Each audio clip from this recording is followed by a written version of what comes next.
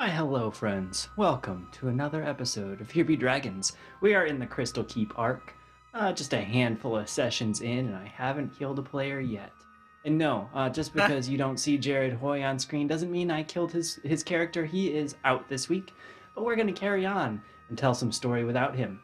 He'll just go do some fun stuff as Corey, wherever he's at, and we'll fill him in later. Thank you for joining. We have Sarah, Glenn, and a narwhal named Lindsay on screen here as our players. My name is Jared. We will be diving into the episode in just a second. A few things to call out. We have a lot of great sponsors. We gave away something really cool last week, an advent calendar to one of the viewers. So thank you, Critical Treasures, for sponsoring that. Hopefully that makes it in time. I mean, it's got to come from overseas. I think the winner's in the States, so maybe you'll get it this side of the year, and you'll get to blast through all of the squares to find all of the geeky magic that Critical Treasures has for you. For those of you who are still shopping, Critical Treasures should get you some stuff, hopefully this side of the year, if you still order, I think, this week. But Blacksmith Craft Dice with their Heimdall series is on Amazon. You should be able to get that very quickly. Caffeinated Kobold is out there that you can get some coffee. Encounter Plus, you can gift a subscription to a VTT to somebody for all of your holiday gift giving. So take a look at all those sponsors. One of the fun things we're doing here today is we're giving away some of our merch. So we've got a shop set up. If you type exclamation point, like that merch. Oh my gosh, I haven't seen that. Merch. That looks so good. Look at that. So we're wearing some of our new shirts. If you type exclamation point merch in chat, there should be a link so you can see some of those new things. We got a few fun designs. We're giving away one of our t-shirts to somebody here. You can type exclamation point ticket or exclamation point giveaway. I would type exclamation point giveaway. You get it presented with a link. Your first ticket is free, but we've added the option to buy up to 2 more tickets with your channel points. So you know all those things that have been piling up because you've been sitting here listening to us? Go buy a couple extra tickets. You have a higher chance to win on that little link that gets posted. So thank you for entering the chat or entering the giveaway. So chat, click those links. Get your tickets. You don't have to be here. We'll draw at the end of the show. We will find you. We will hunt you down, and we will make sure you get your shirt. So enter, and if you have to go to bed, go to the bar, go walk the dog, you could still win. Further, if you like our merch and you're a subscriber, we now have discounts in our store as well. I think everything is discounted based on your subscription tier. Yes. So if you are a subscriber and you go to our shop and you don't see that, there should be a login with Twitch somewhere, and you'll get a percentage off. The higher your tier, the higher percentage off. I think you get up to like $3 or $4 off of some of our shirts if you're on like a tier 2 or 3. So there you go. You get cheaper merch. You get to wear the pocket goblin if you wish, the dabbing goblin that Glenn has over there. We've got our pillow dragon here. We've got sweatshirts, t-shirts, lots of fun stuff. Stickers if you don't want to wear a shirt but you want to stick something on your laptop, water bottle, significant other, and label them with nerdery. Your dog. Go ahead and do that. No, don't stick stickers on dogs. They don't know any better and they'll hurt themselves. Come on. So now that I've said that, go enter. We'll draw at the end of the show. If you're a winner, we'll let you know. And I think we're just gonna dive right into the story. Any questions, comments, ripe tomatoes, anything from the cast who needs to say goodbye to their beloved characters before I murder them all tonight? No. Not now. Maybe later. The final moments.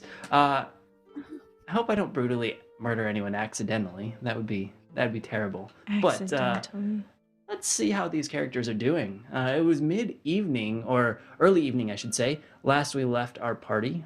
They were at Lock, Stock, and Barrels, the little hideout underneath the Stumble On Inn.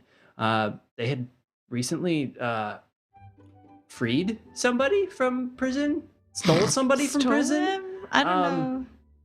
A Probably man more was like stole. yeah. So if we're stealing a person, does that mean kidnapping or? Possibly, but he was We imprisoned. technically did You were kidnap rescuing? him. Adult And napping. rescue is him. without. It was a adult napping? Is that a thing? Adult No. napping. Oh, I That's just love called napping Sunday as an afternoons. So they spent a None of Sunday us are afternoon lawyers.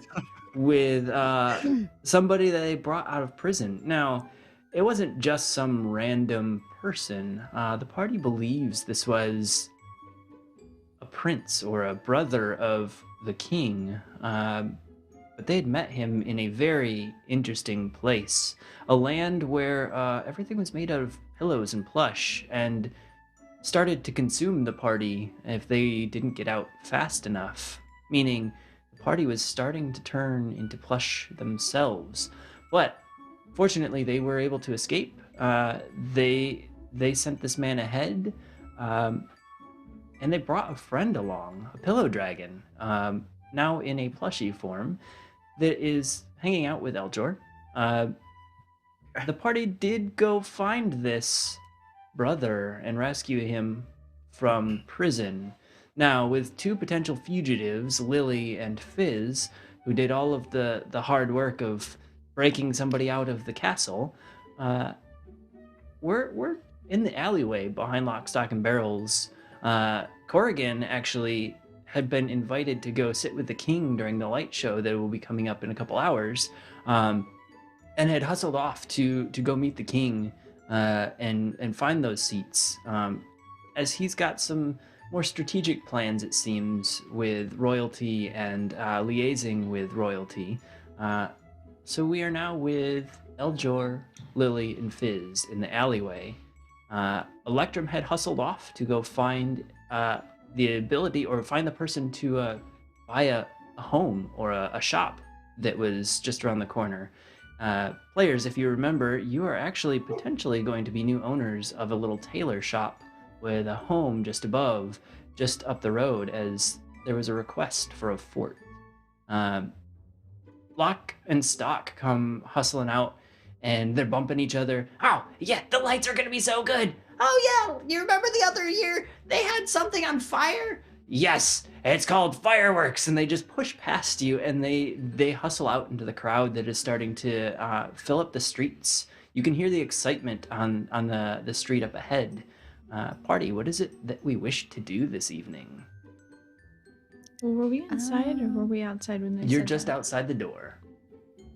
Yeah, I kind of want to go see the light show. But Yeah. did we already put the guy inside? We did, didn't we? Yeah. He was last unconscious on the map table. You believe that you saw Lock and Stock throw a blanket over him and put a pillow under his head, just to keep him a little bit more comfortable. Electrum had said that he will be starting to secure your evening place of rest, which would be potentially this tailor's shop. Okay. So that's kind of where things are for the evening ahead, and the man that is still mostly unconscious. Okay.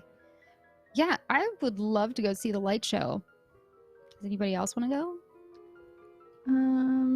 I mean, I could definitely benefit from a rest, but I'm fine to go if that's what we want to do. Yeah. I think checking out a nice light show might ease any wariness that we've got going on. Cool. Then it is agreed. Let's go see the lights.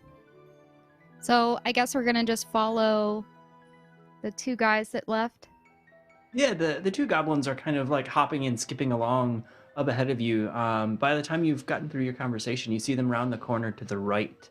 And they're not moving at any hurried pace. They're just kind of enjoying the joyousness in the air, as you hear lots of laughter and chatter, and see people kind of bustling about.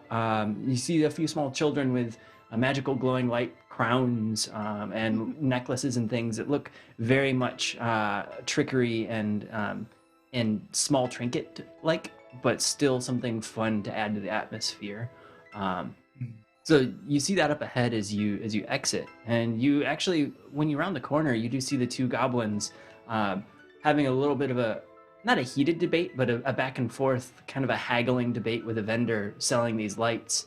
And one of the little goblin hands goes up and drops some coin in the vendor's hand, and they get a pile of gear, a few crowns, a few necklaces, and bracelets, and very much more than they need. And they're just decking themselves out in it and just having fun with these lights. So you see these two glowing beacons up ahead, which are the goblins that you're following.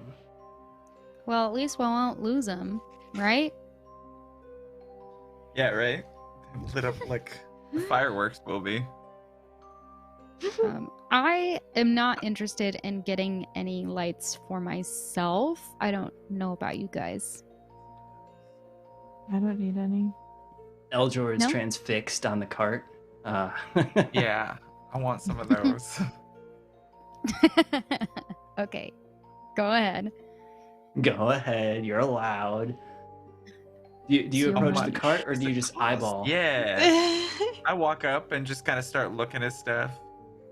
Hey, welcome. Yeah, you're getting some lights for the show tonight. Yes, yes, yes. Oh, do you need a I'm thinking necklace, about some beads that light up? You can get a headdress. We've got these, and he pulls out a fake little scabbard that glows up and down it with Bracelet? oh, bracelets, armbands. Yes, yes, yes. And he pulls out what looks like a bunch of beads on a very elasticy wire. And he pulls through a bunch and then holds up about 7 or 8 of bright colors that look to be about your size. These, they're only like 7 copper. They'll stay glowing for 5-6 hours, probably till your bedtime tonight. Perfect, perfect. Yes, I'll take 2, please. 2. All right.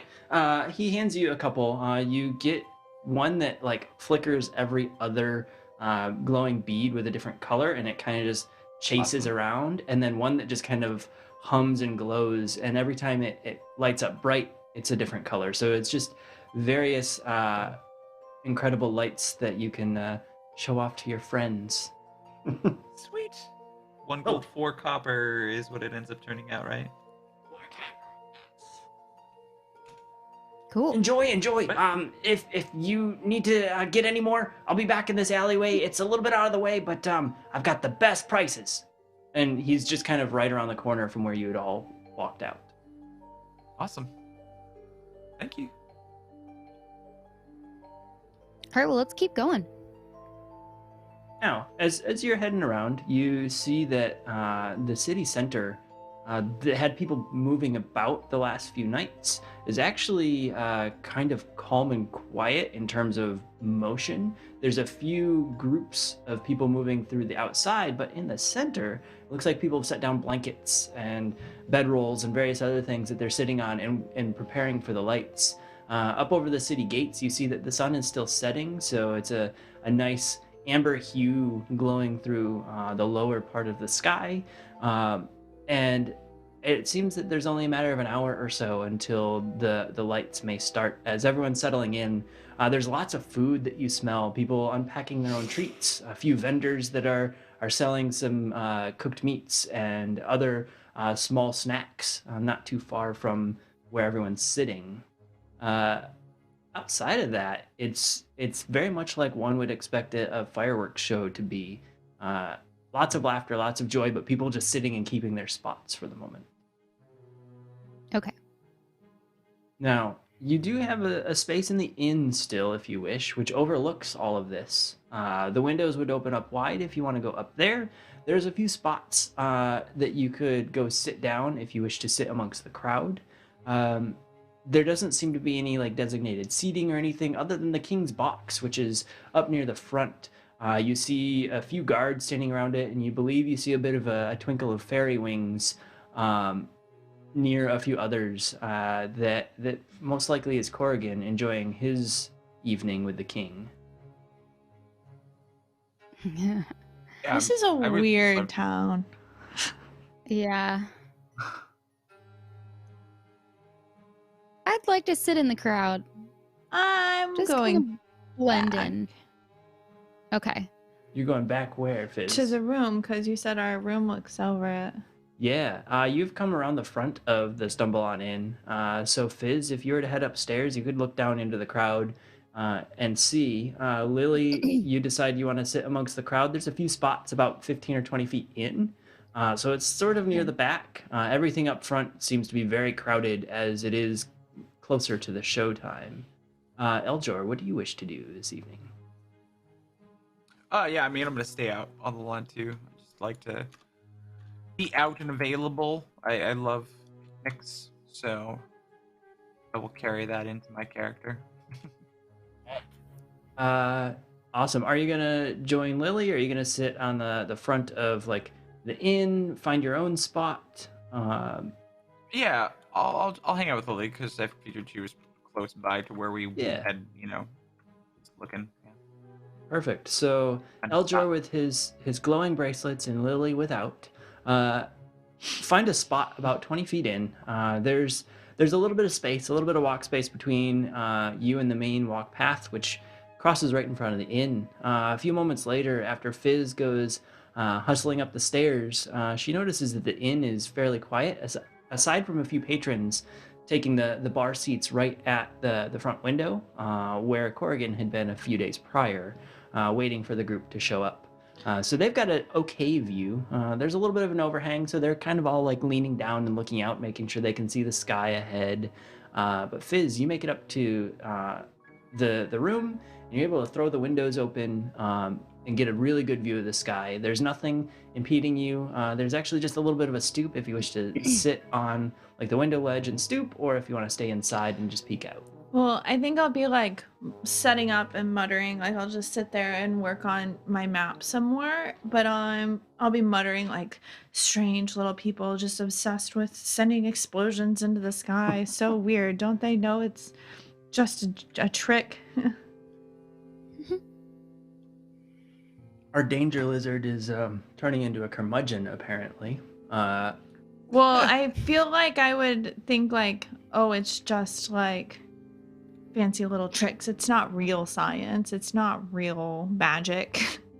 It's a bit below the tinkerer side of you. You're just like, I did that. All right.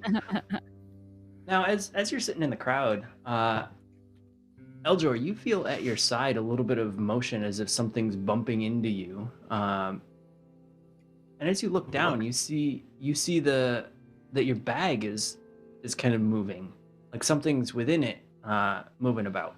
Oh, No.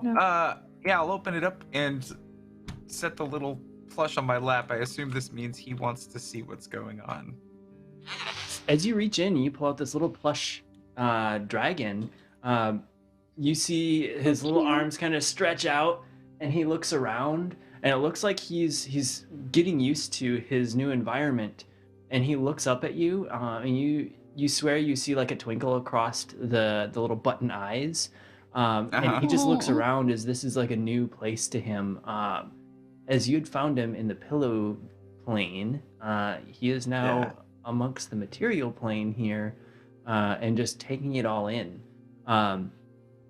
He doesn't say anything or make any noise, just kind of moves about a little bit, but then notices, like, he looks across the crowd a bit and sees a few small children with stuffed animals that are just kind of dangling at their side or under their arm, and so he's trying to stay a little bit more motionless to blend in. But you can feel his little tail waggle a little bit in excitement as he's just taking in this new realm. He's a smart dragon. It's so Dragons are cute. pretty smart. Now, as you're sitting there, you also feel a bit of rustling up near you, and on either side, Lock and Stock drop down, and you hear them like talking over both of you. Oh yeah. There's gonna be some big explosions up here. Have you seen them? Yeah, and they make shapes, and there's so many colors, and they're starting to shove like some bread or something in their mouth, just chewing on it, and their excitement gets muffled as they're just like spitting breadcrumbs and talking about the evening, and you hear very similar sentiment around. Fizz, you're able to see these two beacons of light plop down right next to where Lily and Eljor are. And as you're sitting there, the crowd goes quiet as it gets a little bit darker. And it starts to go to almost a hush. And as it gets really, really dark, the sun just finally hits that point where the sky turns to a dark purple. Uh, it goes silent for a moment, and then you hear a horn, very ethereal, like go across the sky as if something flew up ahead of you, blowing the horn, but nothing to be seen. Um, in a loud, booming voice, you hear, "Welcome to the light show! The Festival of Lights 498th! Run!" And it goes silent, and then there's cheering. And then, as soon as the cheering starts, lights start bursting up into the sky. And unlike fireworks as we would know them, they're very, very intentional in shape, and there's some animation. You see a dragon go flying across, and a knight stab up in the sky to fend off the dragon. You see gemstones falling across the sky. It goes into a very animatic of sort of some history of the land, it seems. You see a cart coming out of what seems to be a mine shaft with a bunch of glowing gems. And as soon as the cart comes out, the gems shoot up over across the crowd and dissipate into sparkles. It's quite a sight. It's incredible. You hear oohs and ahs and a shriek and a shrill once in a while as things seem to be whizzing just over the heads of everyone. But it doesn't seem to be anything other than just a trick. Fizz, at one point, it seems that one of the gems almost enters the window at you and then just stops and drops into a little spray of sprinkles. And you smell a few like chemical burn pieces in there, and you realize that it's not so much magic per se, but it's magic and trickery that you might understand. There's some really interesting launching mechanism for whatever all of these people are using. So it might intrigue you a little bit to see this as you're muttering away, working on your map. And just when it gets to be about the middle of what you'd assume this show to be, the sky goes completely blank for a moment. And you hear a murmur start to go across the crowd as if something had broken or something's missing. And then a voice booms. "The children have awoken." And it stays silent and quiet. A few people gasp. A few people from the crowd start to get up and hustle off.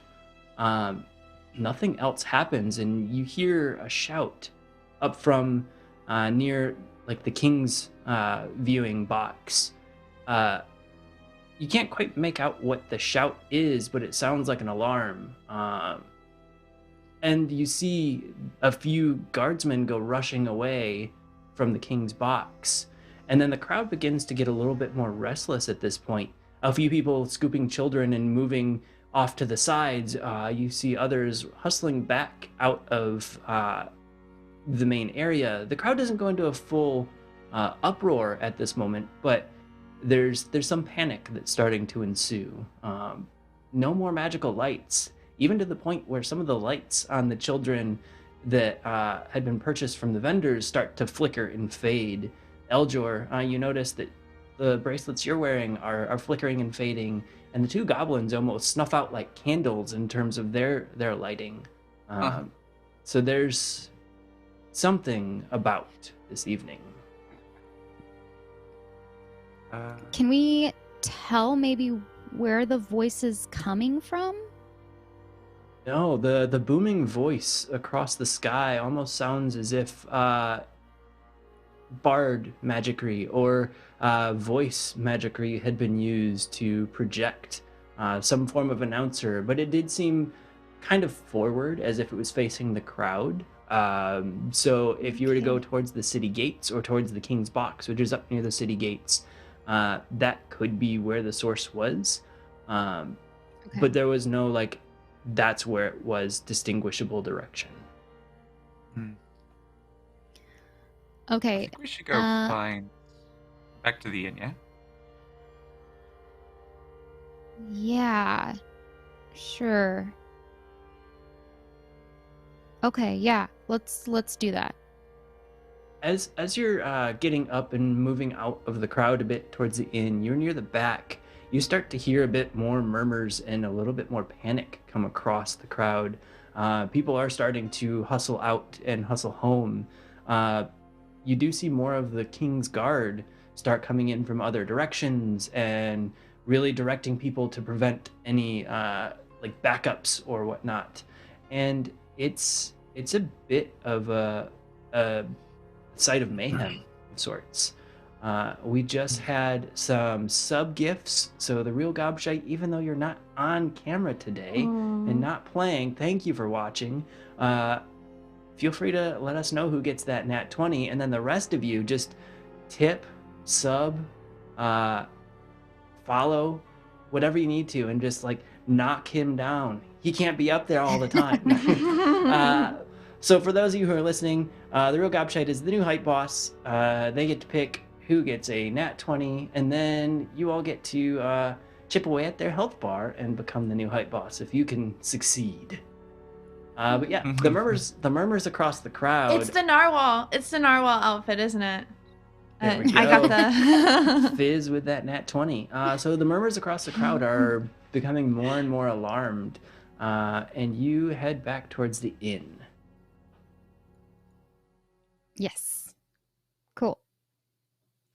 At this point, Lock and Stock have kind of given you a little wave, and they start hustling back towards their little hideout underneath the inn, potentially to figure out what's going on their side. You know that they had a bunch of tooling and stuff that they might have something to figure out themselves.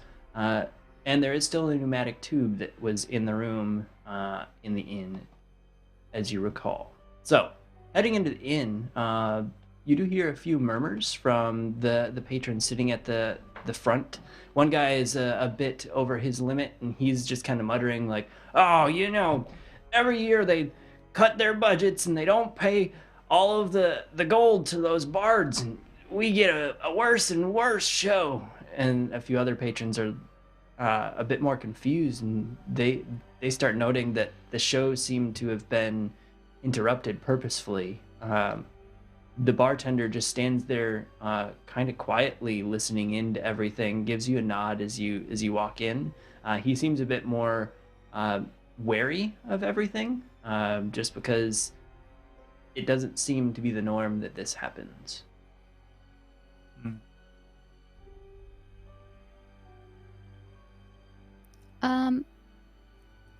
I'd like to go up to the bar and 1, ask for a drink, and 2, try to get some information. Yeah, so as you approach the bartender, the older elven man looks at you. So a bit strange happening outside tonight.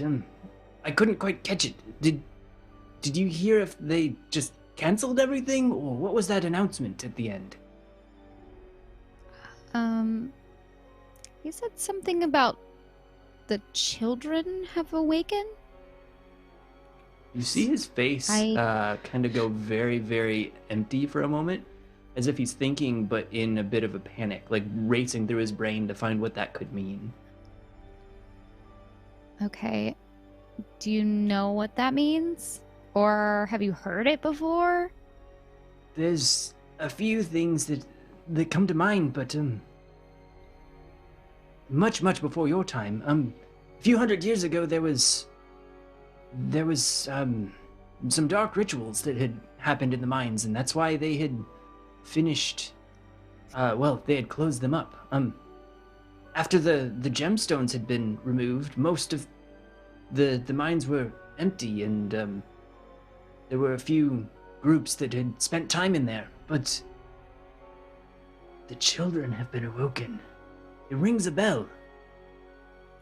It just feels wrong. And he looks around for a moment. You most likely came for a drink. What can I pour for you? Oh, just whatever you have on tap.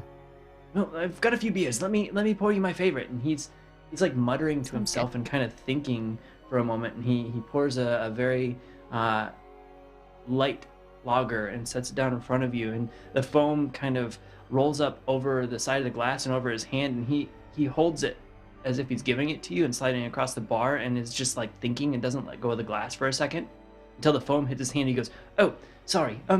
That's on me. It's a strange night. If I Are you think of okay? anything, well, I'm one of the older few in this part of town. The others have left, but I used to work the mines.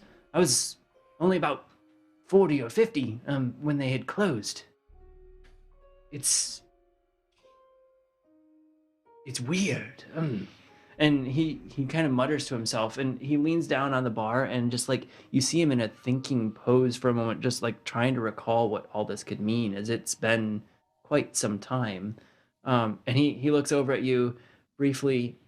You're in the front room, the room with a view, correct? Yeah. Well, this is on the house, but if you need anything else, just let us know. We'll send something up for you. Thank you. That is much appreciated.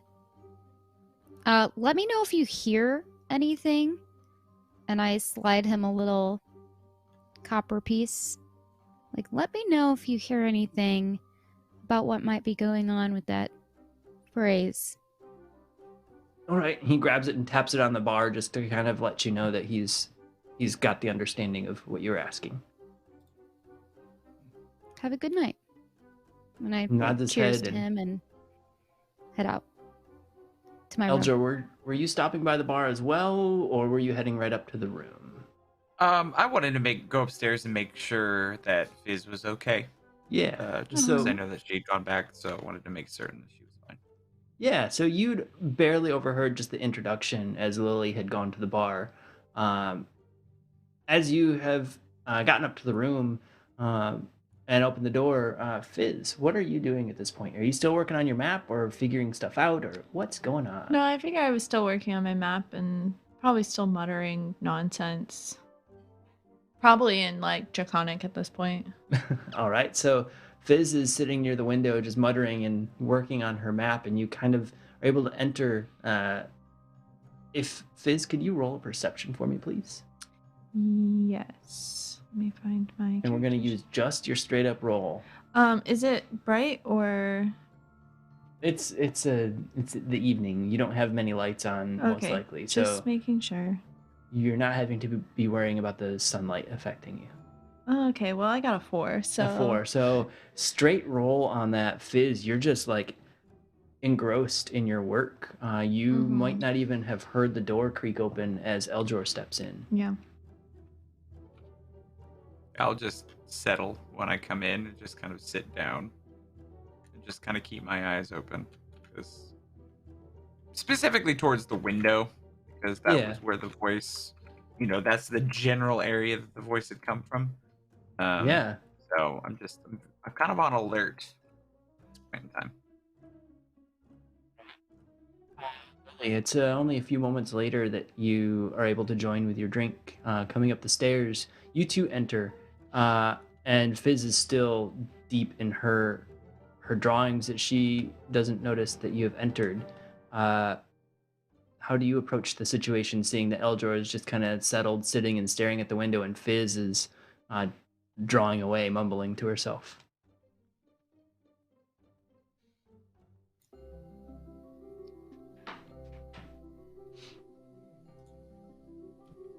Eljor? I think that was Lily. you. Lily, Oh, how Lily. do you? Oh, how I'm do sorry. you? Yeah, it's okay. I'd like to go over to Fizz and just say, is everything okay? Fizz, you didn't realize that she was here, and she approaches and says, "Is everything okay?" How? Oh, hi Lily. Yikes. What you working on? Just the rest of the map for the castle, because we saw more of it. And Oh, yeah. yeah. And I'd like to, like, peer over her shoulder. Looks good.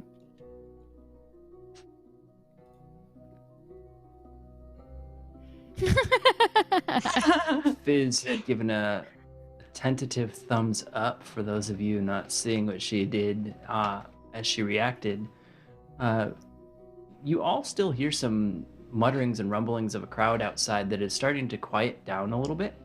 Um, and it seems to be that people are hustling back to their homes and their rooms. You hear some motion in the hallway outside as people are getting into their rooms throughout this inn. So you hear some doors thumping and thudding, and some others moving up and down the stairs. Um, just a bit of commotion that signals that people are settling in or moving inside for the night. But still nothing really outside that's marking like that sinister voice.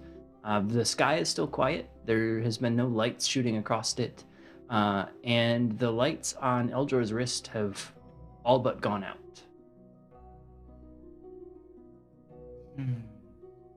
I'd like to spend some time just looking out the window Mhm. and seeing if anything's off, if there are a lot of people on the streets, if there's any unusual characters wandering about, things like that. Yeah. So as you spend a few minutes looking out the window, you see some of the guardsmen have directed people off the streets. There's only about 20 or 30 at most bodies that you see moving throughout the front entryway or the city center. There's a few blankets that have been left behind as people might have hurried off. There's a few little food containers and whatnot just strewn about. It's a little bit of a mess out in the city center. But you do notice there's a group of four highly like armored, not so much like big metal going to battle, but some heavy leather, dark armor figures moving kind of in formation together. And they seem to be like inspecting various points of the city center. So looking at some of the homes and then moving up to the front gate and having little conversations with one another. You haven't seen, to your recollection, this type of armor around as if it was like a king's guard or anything. So it's a little off to you, but it doesn't seem like they're chasing anyone down or trying to hide their presence per se. They're just moving about and inspecting. I guess maybe high target areas or things that would be of interest to whoever they're working for. Yeah, I'm just gonna watch them. Yeah, so they hit a few points throughout. They walk up to a few homes and kind of peer into the door or the windows, but don't knock. They then make their way back towards the side street where you had entered. So if you're facing out the front of the inn, it'd be to the left. So they kind of go off to the left around the the building of where you're at in the inn. And then they get out of sight after a few minutes of them moving about and inspecting things.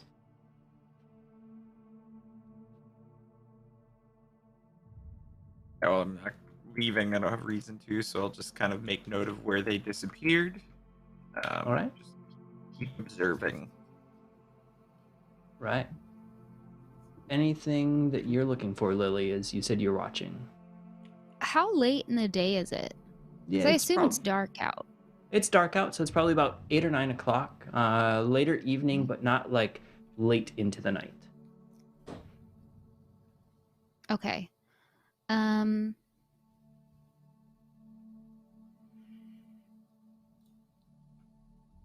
I kind of want to go out and see what's going on. Do you want to Why? come with me?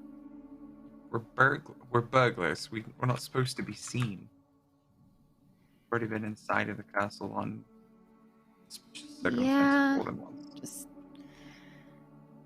I don't know. That voice really bothered me, and I feel like I gotta check it out, and I'm confused about what it meant.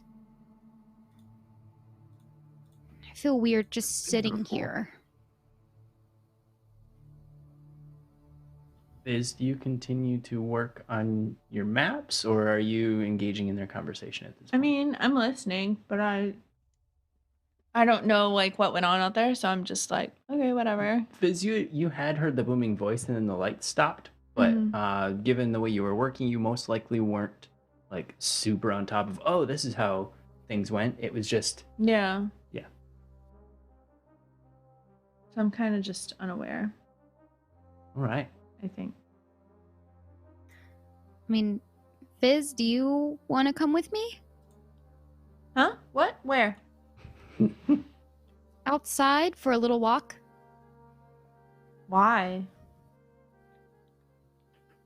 To go see if we can figure out what that voice was, where it's coming from, what it meant. Okay, It wasn't we have part a of the job, which is to take the gems or whatever they ask us to take from the place, right?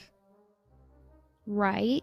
The gods told us to go inside, so if we go out, we are breaking the rules and drawing extra attention to ourselves. Yeah, you're right. I just think it's wiser to stick it out. Something more obvious. If someone is in need and we go out to rescue them or something, then fine, great. But I'm not leaving without due cause. Okay. Especially as Lily and Fizz may be wanted. You know, seen escorting an unconscious man out of the castle We were just escorting him. Maybe. in pieces. The upper half, or however you had jammed him into I the mean, bag. I thought we were supposed to be doing that anyways. It's fine. At least we told them we were. Okay. So we stay here and I guess we could go downstairs and get some dinner. I can eat. Yeah? Yeah? Yeah, I'm down. And then we can sleep? All right, let's. Yeah. Then Sounds we good to can me. sleep. The little kobold's all about eating, sleeping, and doing her map drawing, I guess. Her journaling. Her journaling. Map journaling. her diaries. Kobold day number 3286. I have survived. Yet again. Hey, I resemble that remark. Oh, hashtag danger lizard right there. Yeah, so as you head downstairs, the inn is basically empty. There's an older man sitting in the corner over by the fireplace, and the large stuffed bear in the corner, kind of on the seating hangout side. The dining side where the tables are and the bar top is, there's no one to be seen on that side. The tables are all cleaned, and the older elven man who was working behind the bar just stepped out of the kitchen and tossed a rag over his shoulder as if he had just finished cleaning up everything that was going on for the dining hour. The man sitting in the corner across the way is just thumbing through a book, paying no mind to the presence of you three as you head down to the lower level of the inn. I'd like to go over to, I guess, the bar keep again. And hey, are you guys still taking orders for dinner? Yes, we are. How was the beer that I poured you? Oh, it was delicious. Well, I can I send wouldn't some mind more another out. if you. Oh yes, I'll send more out to your table. Feel free to take a seat. I will see what we still have in the back. There was a smaller crowd than I expected, so we may have lots to offer. So sit tight. Oh, wonderful. I'll be back in just a minute. And he Thanks. pushes back into the kitchen, and you hear him speaking to a few folks in the kitchen for a few moments. Do you take a seat at the bar, one of the tables nearby, or off in like the lounge area? I would like to take a seat at the nearest table. Right. So there's a four top table just across the way. There's a few nicks and dents in it. You see that there seems to almost be like a spot where a knife was jabbed into it. So there's a nice little groove in the center. So these tables are a bit worn. You see a scratching at one point that looks like someone had wrote a heart with a couple initials in it, as one might see on a bar top table at the bar just down the road. Um, but it's a nice little spot to sit. You get a view kind of the front door and out into the city center. Still, only a few folks out there, mostly seeming to be dressed as guard or whatnot, from what you can tell in the dark. And as you had settled into the seating arrangement here, the elven man walks out. Yes, we have a lot of food in the back. We have a few roast meats. There's a poultry, and we have some nice beef that came from the countryside. We were expecting more to have been sold, but I can get you basically free. We want to make sure this food doesn't go to waste, so let us know what you wish. It's deeply discounted for you all. I can recommend a few sweet treats as well. We do have a wonderful spread of vegetables that have been seared if you wish not to have a meat. And then if any of you has any other dietary needs, let me know, but there's basically anything to offer in the kitchen. Great. Surprise me. Any other requests across the table? Same. It all sounds good to me. All right. And he hustles back, and within a matter of moments, the food must have already been prepared, and it was basically needed to be plated. Some hot meats come out steaming and smelling of herbs and spices. A pile of rolls gets set down on the table. Some of the pan-seared vegetables that you talked about get set down on the table. And then the elven man kind of leans in and whispers, "You best save a little room for some of the sweets.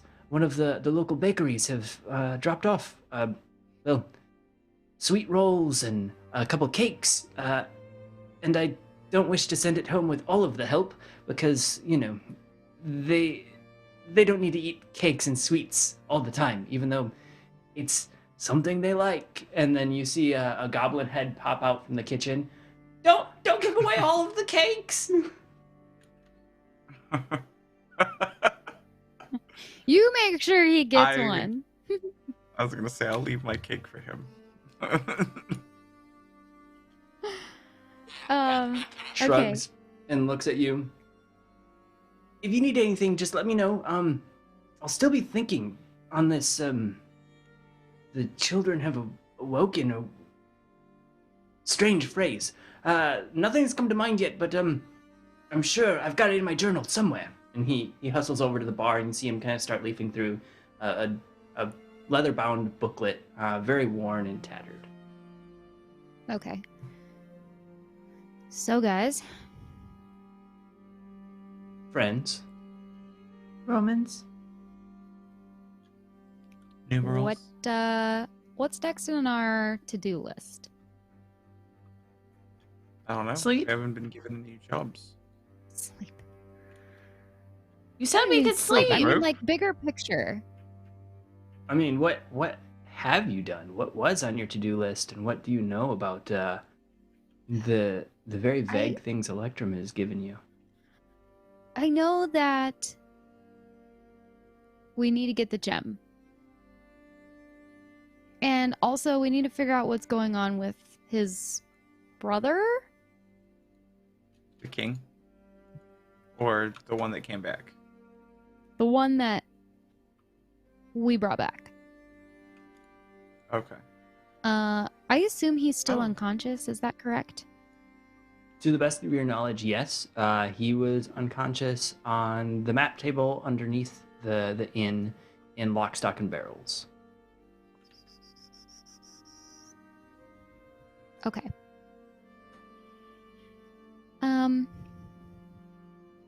Maybe we just bring some food down for him and let that settle so when he wakes up he's got something to eat. Yes. I do think we should do that. That's a great idea. Although we won't give him any sweets.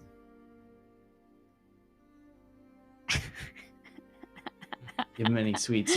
You're angling to send all of the sweets home with one of the goblins in the kitchen, huh?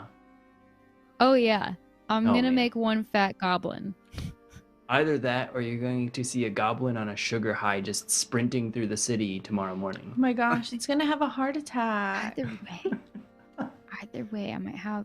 Okay, now I feel a little bit bad. Either way, it will be really funny.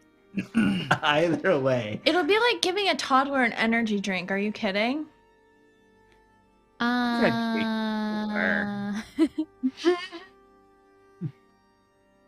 I wouldn't do that IRL, but Just the fake goblin. But Let's now see she's what like, now happens. I'm curious.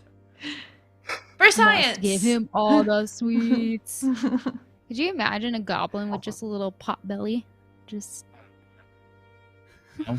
You might have to imagine it shortly when we discuss what you see tomorrow morning. The cake-eating goblin. Yeah. So you're able to work on your meal. The inn stays very quiet. At one point, one of the goblins comes out of the kitchen and takes some of the plates off of your table and just kind of looks across to see if there's anything that you might need. And the table is still quite full. They brought out probably enough food for 7 or 8 people, maybe of dwarven or large human stature. So for the smaller folk at the table, and yeah, it's a little too much. Now, after a few of the plates have been Slowly cleared, enjoy it. oh, slowly, thoroughly enjoy it. 4 hours later, just sitting there, unbuckling your tunic and your belt buckle and whatnot. Oh my gosh. just the way it should Anything- be. That's the way it should be. Just having a feast at the inn. As you're still working, the door creaks open of the inn, and you're almost likely about done with your meal. And you see Locke pop his head in. Hey, we've got some information downstairs. We sent a note up about 30 minutes ago, but well, I guess. Ooh, is that We've been here. meats? Yeah, do you want some? He walks in, Okay. and you see a big grin just creep across this goblin's face, and all of his sharp little teeth expose, and he just reaches up and just grabs a chunk of like poultry and just starts gnawing on it ferociously, and then like comes to out of this little stupor. Oh, wipes his face. There's some. I think we figured something out about that phrase, and then just goes back into gnawing for a second, and then gulps. Okay. There's something in some books if you want to follow me. I sure do. Okay. Also, okay. how's our friend doing? Oh, he's drooling. He's sleeping pretty hard. We had Cool. to make sure he didn't mess up the castle map because we've spent so much time on that. Ugh. This one? Fizz, you hold up your map, and you see Locke's face open up, and the bit of poultry in his mouth just falls out. Wow, where did you? I redrew it because yours wasn't really good. It's so pretty. Can you draw it on the map table for us, much bigger? Cause I like it. It's pretty. You want me to draw this again? Oh, okay. Sorry. Can I at least look at it in a minute? Ow.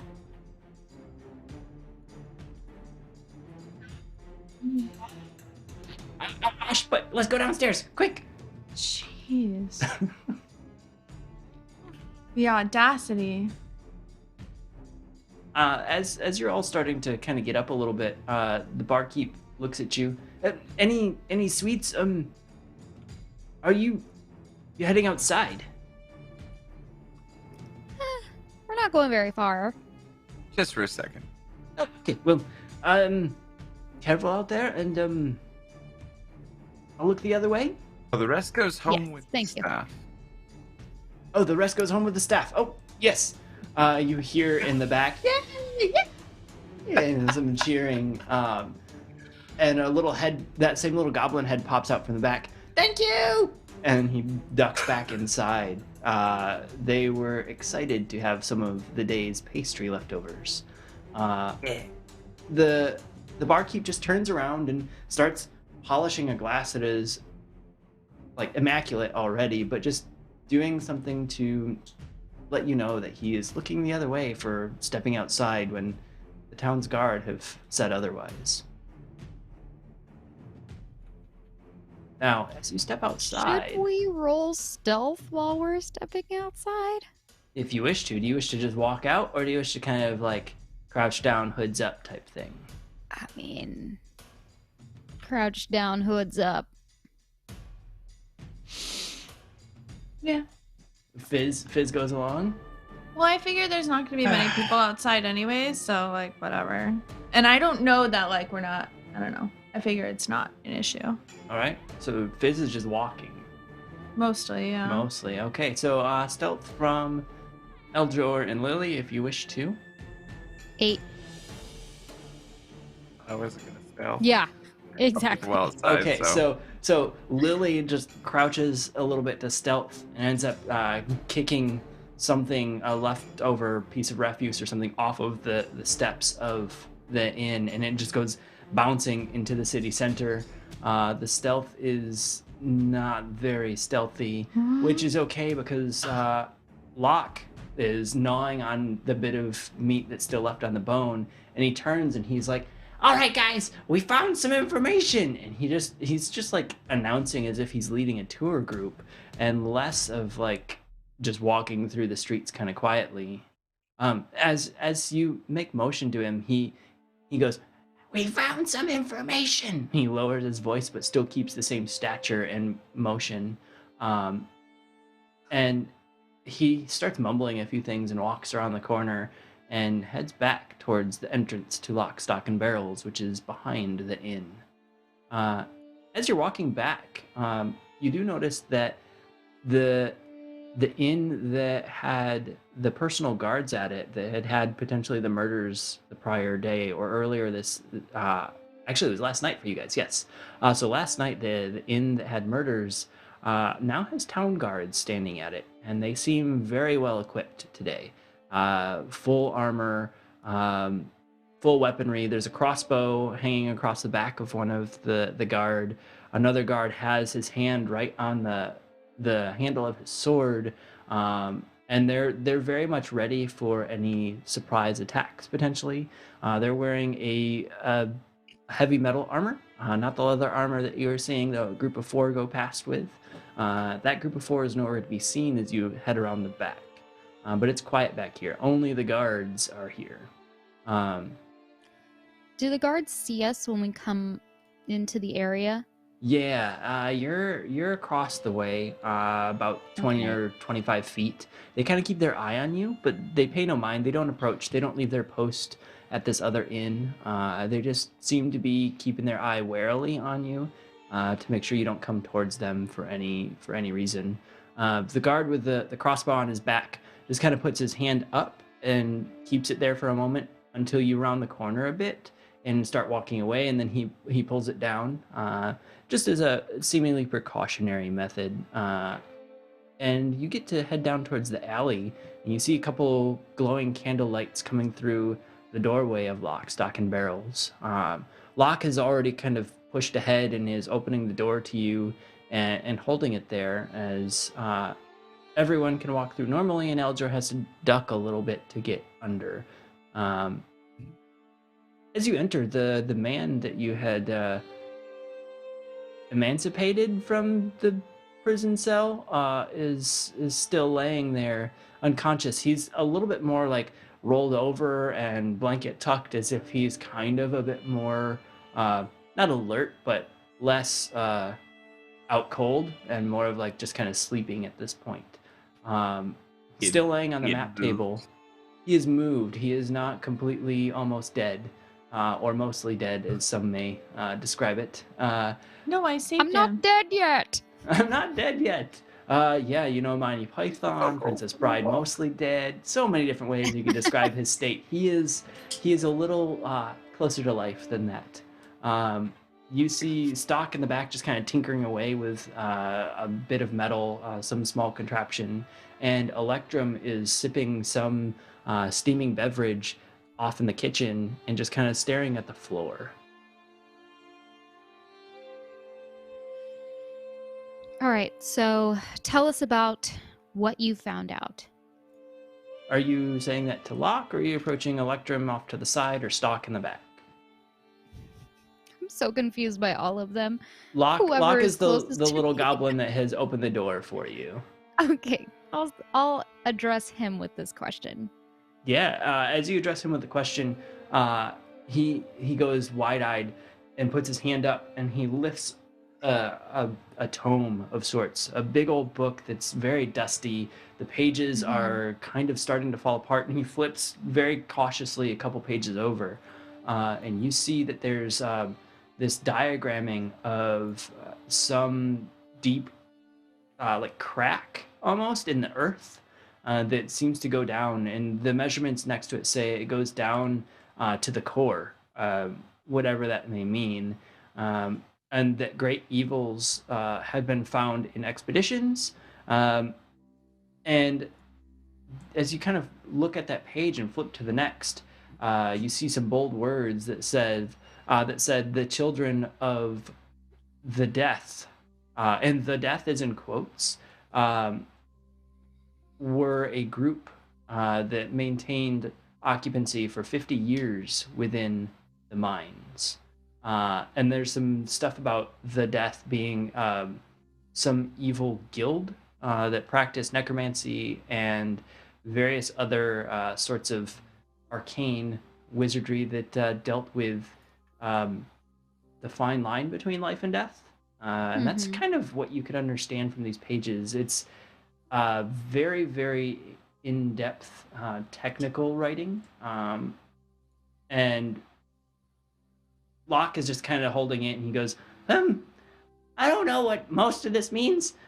I can't speak big words, but we saw this. There was the children of the Deeth here. And it's that's the only thing we can find the children about. But here, and he kind of hands the book to all of you. Okay, I'd like to take the book.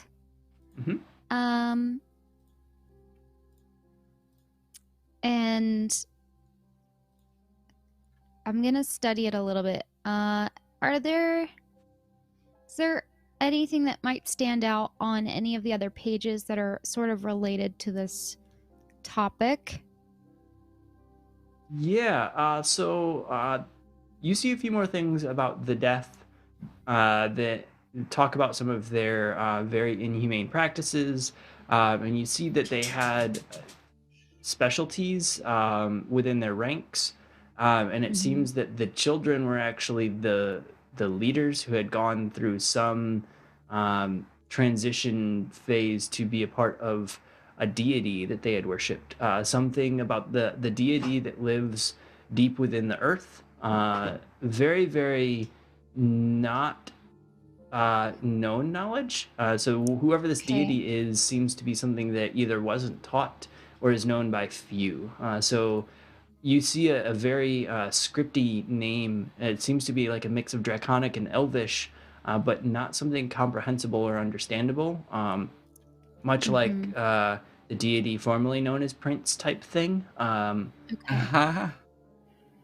But that it's these few symbols together get referenced a few times as sort of the moniker of this deity that they had worshipped.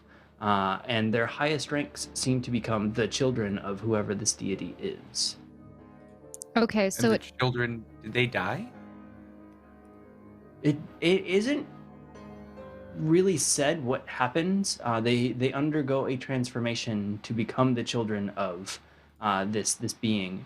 There are notes that once they've undergone the transformation, they aren't seen on like the surface. They don't come out of the mines unless of dire need is all that they say about the children. There's very little other information. So maybe what it means when they awaken means they've undergone this transformation and they're coming out of it. Do you think? Well, they're only awoken in times of need, so apparently they're What does needed that right even now mean? for something. But I don't know. they I think what they're were told. bad.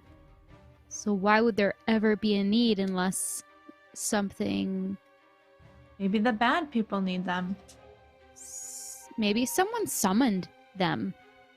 Someone like the king? He doesn't seem that smart. No, but he But he had that was whole, doing like- some shady stuff while we were there last time. Yeah, yeah. I The don't know whole if- moment where he. I don't know if the king is the shady one, or if, like, since he doesn't seem to know that much, maybe he is, like, being manipulated. Question. Do we all know about the whole smoky from the nose thing? It was, Who was that? Was that you, Eljor? I believe it was That was Eljor me. that was Yeah. directly next to the king, and Okay. either Lily was in tow or it was potentially Corey that was near enough. I But think it was know, Corey. yeah, it was Eljor that had definitely caught sight of a black liquid oozing out of the king's nose and some smoke kind of coming out of his mouth as he spoke in a different voice, and then he just kind of like regained consciousness, not knowing that had happened. And I Glenn, question let's- him about his brother. Yes. Yeah, did you tell us about that incident Yes. and the details? Okay. I mean, we do have reason to believe that the king is doing some shady stuff. I no longer trust him. I don't think it's the king. I don't think it's the king. Exactly.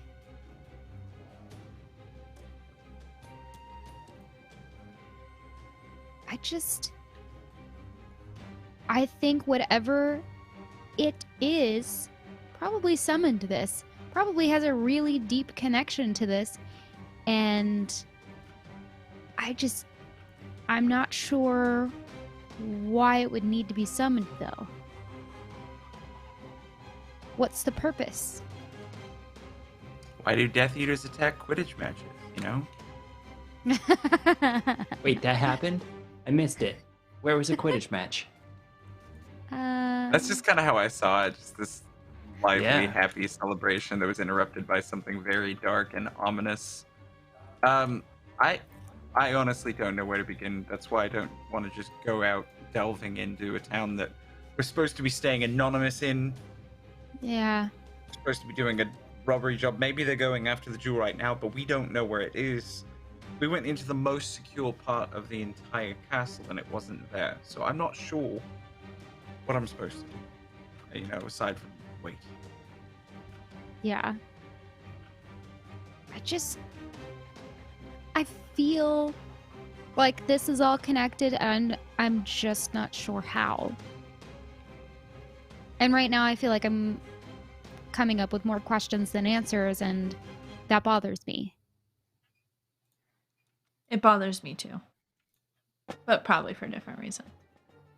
Probably. What now, Fizz? I'm just here. I asked if we could sleep. You're right. can- We should probably go to sleep. I can like run some cure wounds on this guy, maybe help boost him up a little bit. Maybe he can tell us something. Maybe? I don't know. He was in that other fairyland for a long time. Now, as you're getting into some discussion, Electrum kind of walks over quietly and looks at the group. So I see that you've seen the book, yes? Yes. Oh, this is for you. He reaches into his pocket and you hear a little jingle. He pulls out a couple keys and holds them up to the group. I promised that I would find you your home base. It's just out and to the left. If you wish to go to it this evening to bunk up, I've had Beryl go prepare some of the beds and do a little bit of light dusting, as no one has been in the shop for quite some time. But the matters at hand, they're a bit troubling, aren't they? Yes. If you find out any information, you need to let us know. Did find some information out. It appears that you know the Underfoot gang that causes a bit of trouble across the town. The ones they profiled us for and arrested us? Yes, those. Yes. Mm-hmm. Well, their local leader has been slain in the cells in the castle. And the leader of the gang itself, who was supposed to be in town for whatever this large heist was, he was last seen being chased out of town by some shadowy figures on horses that weren't horses. They were... Shadows on horses. Yes, they were hovering across the land towards the leader and his caravan. So, well, while that has gone down, it seems whatever nefarious things are going on is it's eking out into the town now. And he looks down for a moment, and I've been asked to take my place back as the leader of the Underfoot gang for the town. Wait, did you just say you're the leader of the Underfoot? I was about 8 years ago, before I decided that wasn't the life for me. And that's how I know some of their plans, but... You were the leader 8 years ago and you know their plans now? Are you still involved with them? No. I have a few contacts within the local group. There's only about 30 of them right now. It seems they were looking for,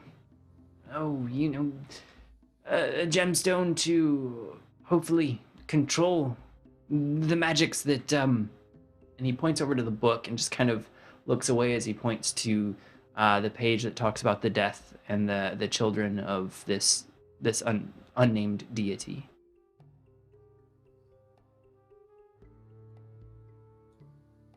I don't understand what you mean. The Underfoot gang, as they have tried, they implant themselves within towns and cities and look for ways to influence their leadership and steal the most powerful items. And when the boss, the king of the Underfoot gang, so they call him, found out about the mines and the evil that lays deep within them, he decided if he could control the evil, he could take over the city and potentially the countryside. So that's why the leader was coming this way. And they, I think, well, according to my source, they didn't know exactly what they were in for. That's an understatement.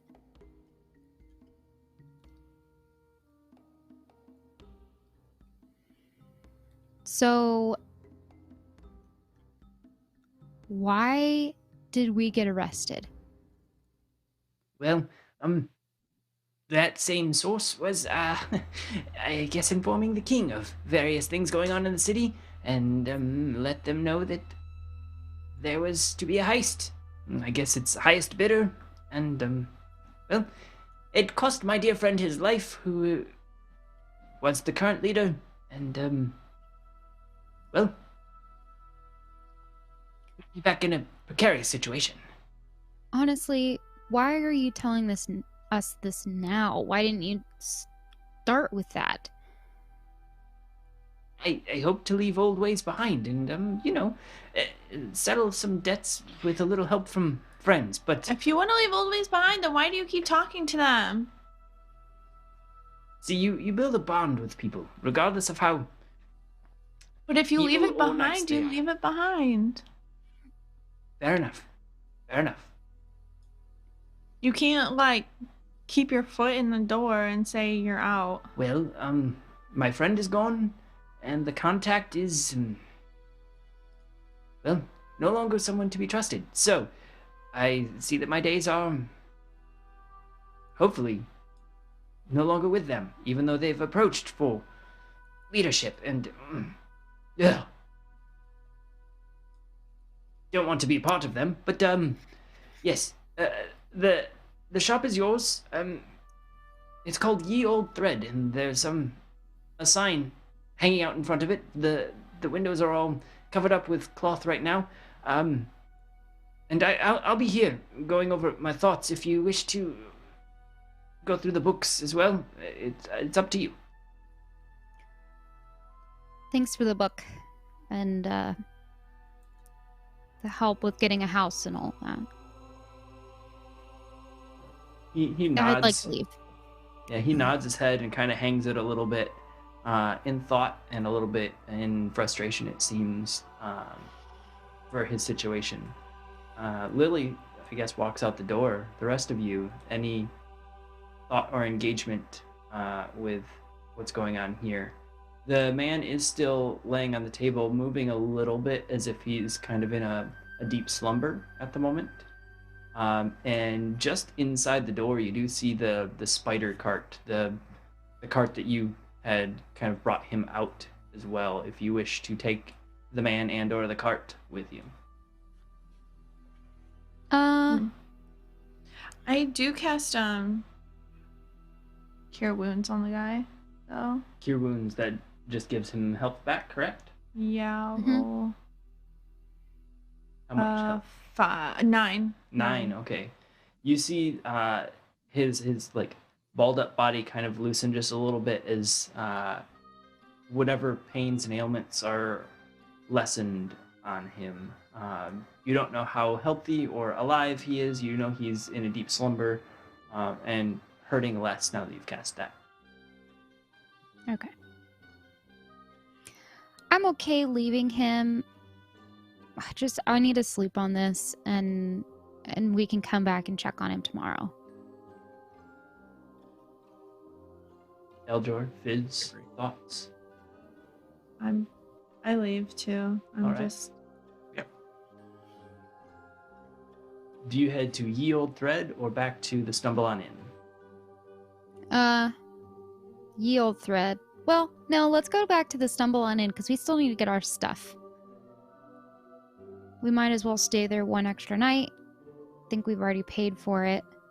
And we'll meet up with Corrigan and then we can all go.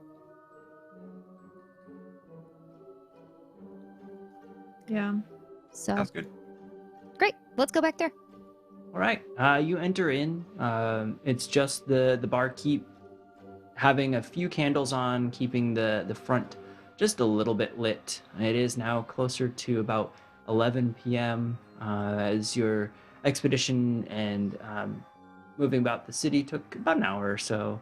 And as you walk in, the barkeep gives you just a little nod, says nothing, and you're able to make your way upstairs. The city is very quiet. The two guards that were at the fancier inn around the corner did the same thing. They kind of watched you, hands on weaponry, but didn't approach, just had their eyes on you as you'd rounded the corner towards the inn. No one within the inn currently, no eyes upon you other than the barkeeps as he nods and you head upstairs. So calm, quiet, safe night back to the inn, and you're in the room. The slight hiss of the pneumatic tube going, the city center very, very quiet. A slight breeze coming through the window that was left ajar. Anything you wish to do before taking your rest for the night? Nope. I'm good. All right. So this is naturally a really nice spot for us to take a break in the show. We're going to be gone for about 10-ish minutes to do human things, eat, drink, run around like wild children having sugar rushes because we've had too much of that goblin cake. Uh-huh. But come back in about 10 minutes. You'll hear our song. It's about 30 seconds long. We'll jump back into the story. If you haven't already, do enter our giveaway. So !giveaway in chat will give you a link.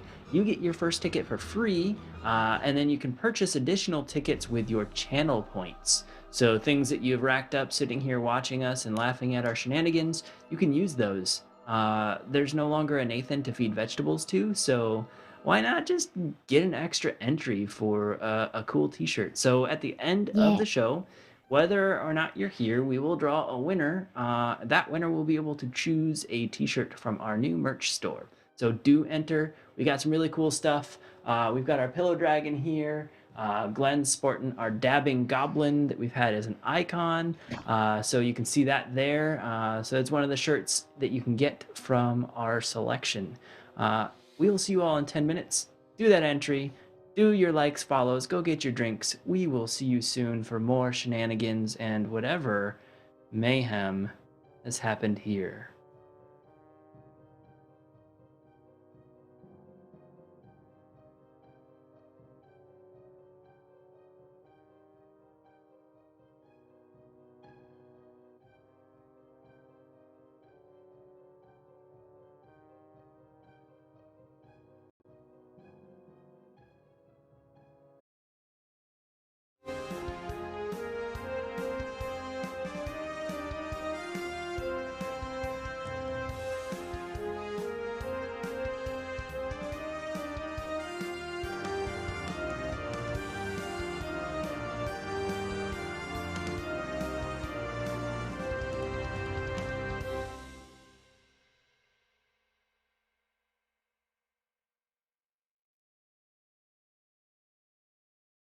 Though.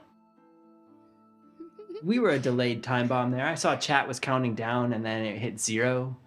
Nothing happened. We were too busy Nothing debating the happened. fact that if a chicken had lips, could it whistle? Drop your thoughts in the comments. Yikes. I wasn't part of that. This is news to me. True. But like, could it? We may never know. I take I don't think we ever will. I hope we don't ever know. 3 points of psychic damage just hearing that. So your DM took damage tonight. Welcome back. We are the Here Be Dragons crew playing the Crystal Keep arc. Our party has just taken a long rest in their newly owned tailor shop with homes. Oh, no. Back at the inn, sorry. They are now owners of a tailor shop, but they're back in the inn and are resting in their room with a view. Some nefarious things had happened in the first half, yada yada, ominous voices, yada yada, book with deep dark secrets, shenanigans. But yada, yada. as we're getting back in here, do make sure you type !giveaway in chat. If you haven't already, get your free ticket for getting a piece of merch, a t-shirt from our store. You can also buy additional tickets with your channel points. So again, things you've been stocking up, those are TikTok bucks if you're looking. You can buy additional tickets to get entered to win. Well, I think some people, it sounds like, are in a dilemma now because they've been trying to save them up to get you to do musical. I mean, it's do you buy musical numbers from the DM or do you buy tickets to win gear? Musical numbers from the DM do show up in our Discord, so if you aren't already there, chat was very kind, and last time on our Halloween episode, was it last time? Last episode, but not the Halloween episode. Oh, the Halloween episode, you did the Fiddler on the Roof. I did the Fiddler on the Roof, and then the last episode I sang something else. So the Pocket Full of Sunshine, but it was something else. Oh yeah, there was a Pocket Full of Sunshine last episode that I improvised on stream. The one before that, I did a Fiddler on the Roof bit that's up in our Discord. So join Discord, look through our clips. There's all sorts of shenanigans. We're in, what, year 3 now, something like that. I don't know. We've been doing this too long, but let's keep going. Yeah, so we're back in the inn, and the party has decided to go to bed. Now, Finally. says our little kobold. As morning breaks and a bit of light starts coming in through the windows, the city center is still fairly quiet. You hear a little bit of movement out front. You hear some movement downstairs as it seems some of the other patrons in the inn are actually heading down to get breakfast or, you know, their Java or morning beer, whatever it may be. They're heading downstairs, so there's some motion below you and very little out the front windows. There's a cool breeze coming in through the front. It seems like a fresh, beautiful morning beginning. Party, what do you do? I would like to get up and go downstairs, grab some coffee and maybe some eggs, and sort of flip through this book that I have a little bit more. Yeah. Anything you're looking for in particular, or just trying to understand what you had learned a little bit about the night prior? Option number 2. All right. So just going back over the pages that talk about some of the shenanigans that they have been hearing about the Death, which is a group that apparently resided in the mines after they closed a few hundred years ago.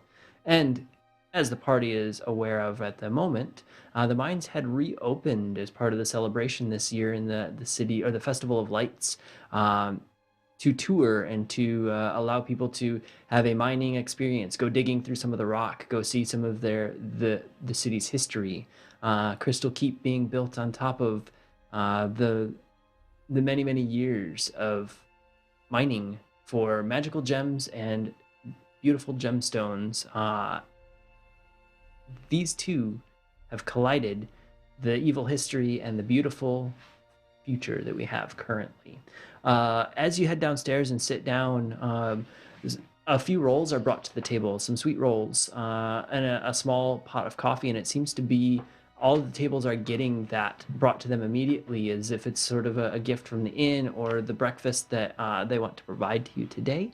No one really speaks to you other than just kind of anything else being said in passing to all of the tables, very, very briefly. Do you stop the young man bringing food to the tables for anything else, or do you let him continue on? No, I don't. No? I don't want anything else. Fizz, do you need anything else?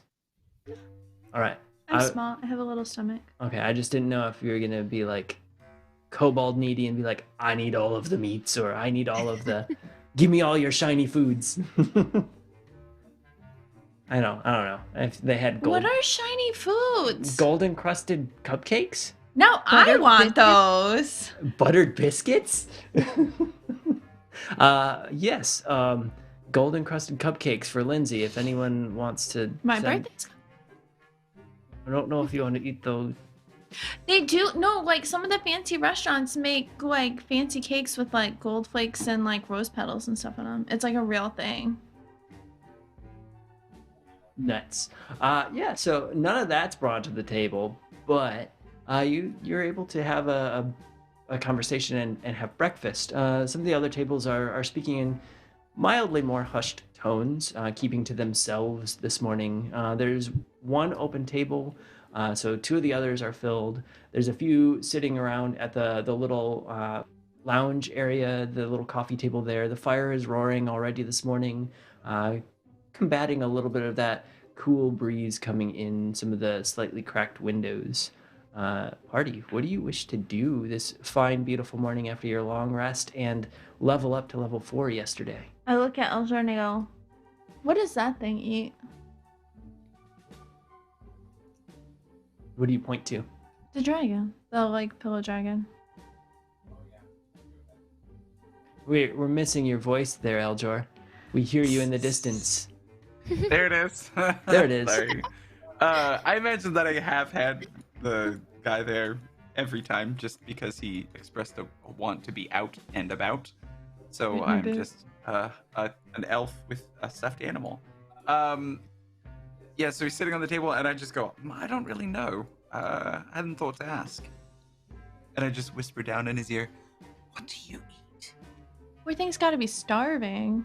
Oh my gosh. He looks around and looks up at you, and you see a little bit of a furrowed brow go across this pillow dragon, this stuffed being sitting at your table, as if he's confused as to why you're asking him what he eats. And I just point at some of the meat. He sniffs it a little bit and looks around very very slow in his motions, as he had noted yesterday that not many, if any, of the other stuffed animals that the children were carrying were moving on their own. And he kind of just shakes his head like that's not what he needs.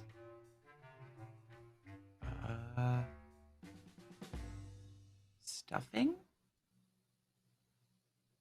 No response. It seems that he may be either not hungry or not needing to eat. Just kind of sits there Okay. and watches the group for a moment as you all do your thing. And you see his little head kind of turn just a little bit side to side. And once in a while, his little dragon tail wiggles a little bit in excitement as he sees something. I mean, Can he's I cute, try but he's and- weird. Yeah, what is he looking at when his tail wags? He's just kind of looking across the table. He might have been looking at the way some of you are eating or reading a book. At one point, he does kind of look over and look out the window. From what you can tell, Eljor, maybe a bird or something flew past. So he's just taking in what's new to him.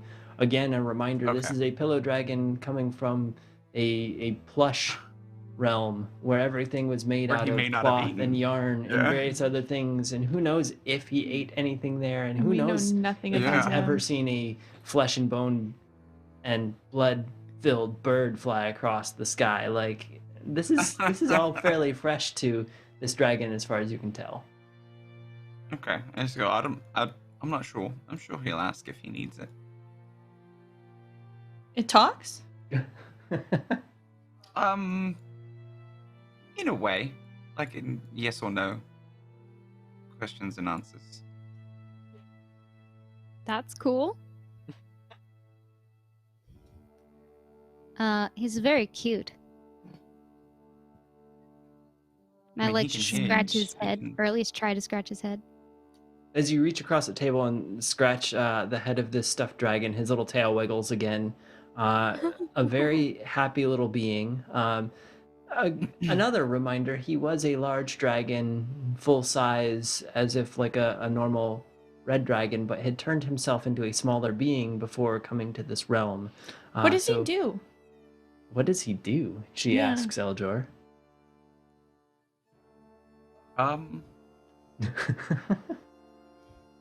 It's a very, very broad question. I think right now he's just learning. Can you ask him if he's ever been in this realm before? You can ask him that. He's right here. Just ask him. Oh, I didn't know if you were like speaking a different language or something. I don't know. As far as I know, he understands common. Right? Oh, okay. I look down, see if he Yeah, nods. he nods his head a little bit. He seems to be understanding common, just can't speak it. So he's giving you some basic, like Eljor had said, yes and no responses just by nodding or shaking his head. Do you spew Okay. fire when you breathe? You see him kind of like tilt his head back and forth and then shake a no. His little button eyes kind of wobble as he shakes his no answer. Have you been to this realm before? He quickly shakes his head no, and then just kind of looks around and just like takes it all in briefly, where you're sitting in the bar at this moment. If you get wet, will you turn my clothes red? He shakes his head no very quickly. potentially reacting to the you getting wet, but also kind of answering the changing clothes colors. Can you turn back into a big dragon? At this point, he doesn't answer and like shakes his head yes and then no, like he's not quite sure what he can do in this Okay. realm. Okay. It's very much out of his normalcy. So We'll try it later. try it later. We'll make a pillow fort out of you later. I mean, what? I'm just confused what his purpose is. To pass butter? Can he do that? No. Oh. Well, if he can turn into a large dragon, there's lots of uses for that. Other Yeah, than but that, he- he's just so adorable. But if he does turn into a large dragon, what can he do? He just doesn't have any teeth or anything. Can you fly? He looks around and kind of like nods his head and then shakes it like he's not sure. He hasn't tried in this realm. What do you know? My goodness. You see at this point he loses his calm and his sitting there being mostly a plushie with small movements, and he just stands up and then just like throws himself off the table as if he's falling off the table, kind of grumpy, but also trying to keep a little bit of the guise that he's just a stuffed animal. So he didn't like the "what can you do" question from Fizz. And I just kind of like pick him up and then like lean him and set him on the pack so he's not like out in a walkway or something. All right, so with a grumpy stuffed pillow dragon and some food on the table, party, how do you plan out your day? What do you wish to do next, given the information you were presented with last night? I think we should. I'm not sure what to do, honestly. I'm feeling torn about our friend because, Where's Corrigan? yeah, Corrigan hasn't come back yet. Clearly, he was having the time of his life with the fancy people. I do hope he's okay. And our friend was a leader of a terrible group of... Which he left behind. He did. He on did. some- Sort of. Accosting him about his past. He But- said no. Yes, but he also has a contact in the thing You don't still. stop knowing people. Well, He's not not- anymore. He doesn't. He lost his contact? Didn't he say he wasn't Died. trustworthy or something? Oh yeah, his friend died. There was that one too. But the one that was still alive, he said he couldn't trust or something like that. Yeah, he had Oh. said that the current contact seems to also have been providing someone else, such as the king, information, and that his friend, who was the current leader, had died in the jail cells in the castle. Okay. I was upset about it last night. I mean, I feel a little bit better now that I've slept on it, but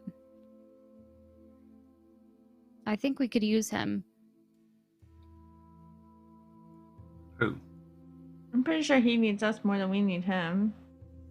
I mean, these are his missions that we've been going on. Yeah. But, maybe we should go talk to him. Maybe he's got a little bit more information he could give us.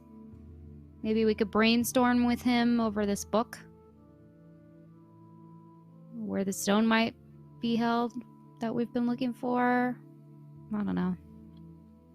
We were already in the most secure place in the castle. I'm not sure where else it could be. Unless they already took it. I think it's quite possible. I mean, did we know anything? Like, did that stone have magical abilities or anything like that? Yes, that's why it was stolen. Well, sorry. Wrong question to ask. The question I meant to ask was, what is the ability that it has?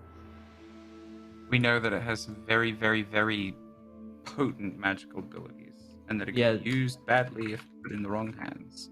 Yeah, to the best of your knowledge, that's about it. It's one of the most densely packed magical stones that has ever come out of the mines. Is basically the rounding out of what you know.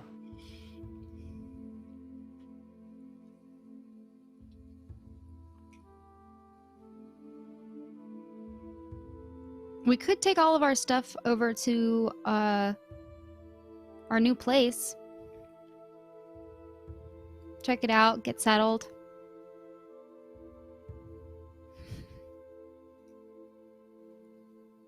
I'm down.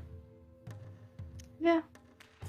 Iz is very ambivalent today. Just whatever. I'll go with whatever. Go with the flow. So Alright, do you so, decide to move out of the inn? Is that what's going on? Yeah, we're Into the deciding to house move that- out of the inn. Into the house that Corrigan got definitely us let because Wolf- the inn wasn't safe, right? Yeah. Corrigan had gotten the inn situated. Or gotten the The house. alternate setup, the house Alternate. situated for you. Alright. Yeah, I'm just gonna go up and grab my stuff.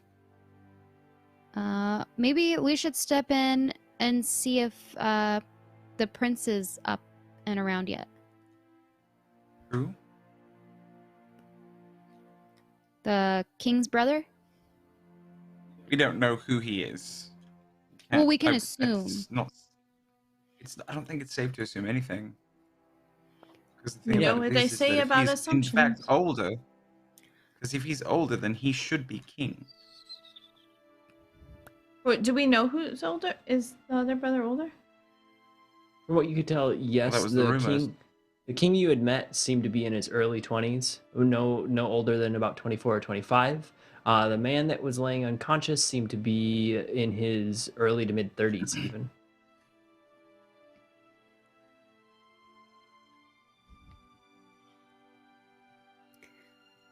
So if he is his brother, then Mm-hmm. he has more claim to the throne than his younger brother. Yeah. I always assumed that he was the older brother. So, yay. Yay! Okay, so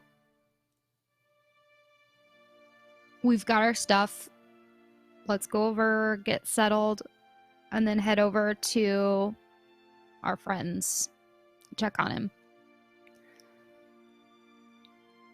So what I'm hearing is Lily wants to grab stuff from upstairs, head Yes. all the way down underneath the inn to see Lock, Stock, Barrel, and Electrum, and see if the man that they had stolen from the prison cell is indeed who they think it is, and then go on their merry way, maybe some shopping, a light brunch, and then head off and get a mani-pedi. Also, what are we gonna do with Yeah. this like random store that we now are responsible for? I think that's what Lily wants to set up. Yeah. It's the house, yeah. Oh, but didn't Corrigan get us a house? Yes. So what That's it. Electrum had given you was keys to a place called Ye Ol Thread. It's a tailor on the lower level, and above it, it seems to be housing and storage. So you've got potentially a shop front and a home all in one. Which is awesome. Dollar. I would like to take some coffee to our friends downstairs. Yeah. So Seems as a good as gesture. there's a young man that's just bringing food to all the tables and bussing away plates. Seems to be just him out on the floor this morning. So he's moving about. not frantic, but you can tell that this is a little much for him. That he's not used to every single table full.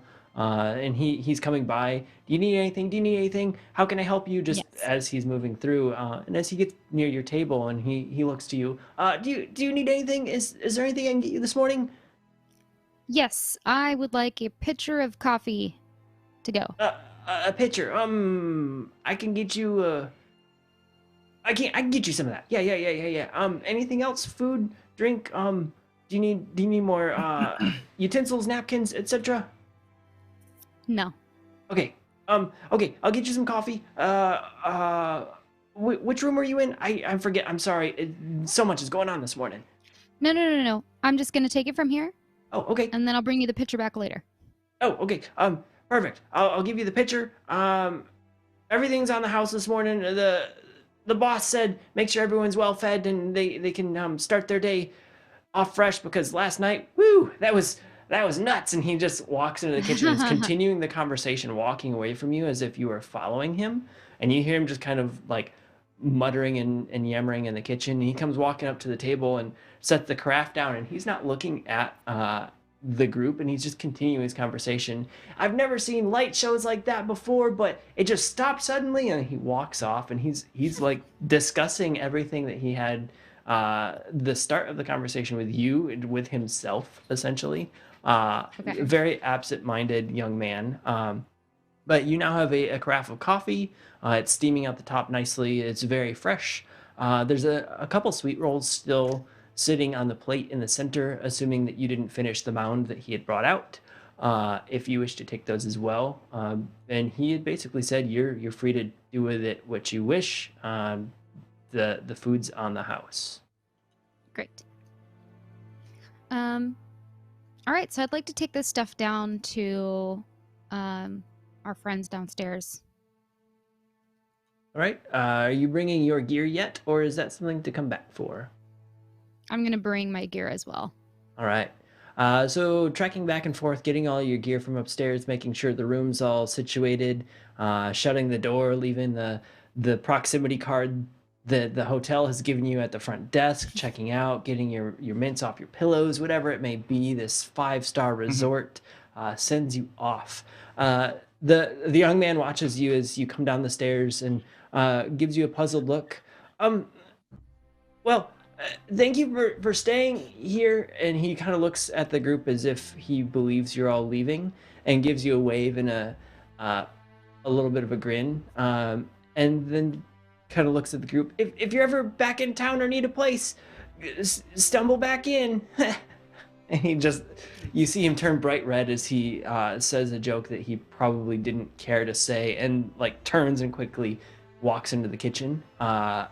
And you guys are free to stumble on out of this inn. Okay. There it Stumble is. out of the inn. There it is. I got slight smirks from the group here. Dad jokes for the win. Dad jokes. That's the second time I've heard that line today. Dad jokes for the win? Yeah. Did Gross. Glenn say I'm it? sorry. No, he didn't. Did I say it? No. My dad said it. Who said it? Oh. So your literal dad said Wasn't dad gonna jokes for the say win. it. This is amazing. This is amazing. We have chosen the correct people on stream for today. Well, with sweet rolls and coffee in hand and the rest of your gear on your backs, exiting the inn, there's only a few people out. The carts that you'd seen the last couple mornings are not sitting out in the streets. There aren't sellers. There's a few people seemingly on missions to get between home and work, whatever it may be for them. The streets are fairly quiet. There's no kids running about today. There's a small group of elderly folk just speaking kind of in the city center as if some of the city's older residents Wait. talking about things that had happened, about 4 or 5 of them. I thought Snap Crackle Pop were downstairs. Snap, crackle, pop. Lock, stock, and barrel, yes. Snap, crackle, pop Yeah. are downstairs. They're around the back side. So you have to exit the inn and then go to the alleyway. There is no direct connection, as they seem to have taken up the space below the inn, mildly disconnected from the inn itself. Okay. I guess I didn't realize that we were so close to the town center. Yeah, town center is straight out the front of the inn, so you get to see the Okay. big open space, the fountain in the middle, the room with a view looked over the town center, and that's where the fireworks were all being watched from, or the magical Got lights in the sky, at least. But you do see a few small groups of people kind of talking and pointing as if they were discussing last night's events, and you're able to round the corner and head back towards Lock, Stock, and Barrel's alleyway entrance. Cool. As you do, there's a couple other guard, not the same two, but a few others standing in front of the same inn in the back corner that had previously been the place of a murder scene. So the guards pay a little mind to you, not so much as wary as the night before, because it's not dark out and they're able to keep an eye on you.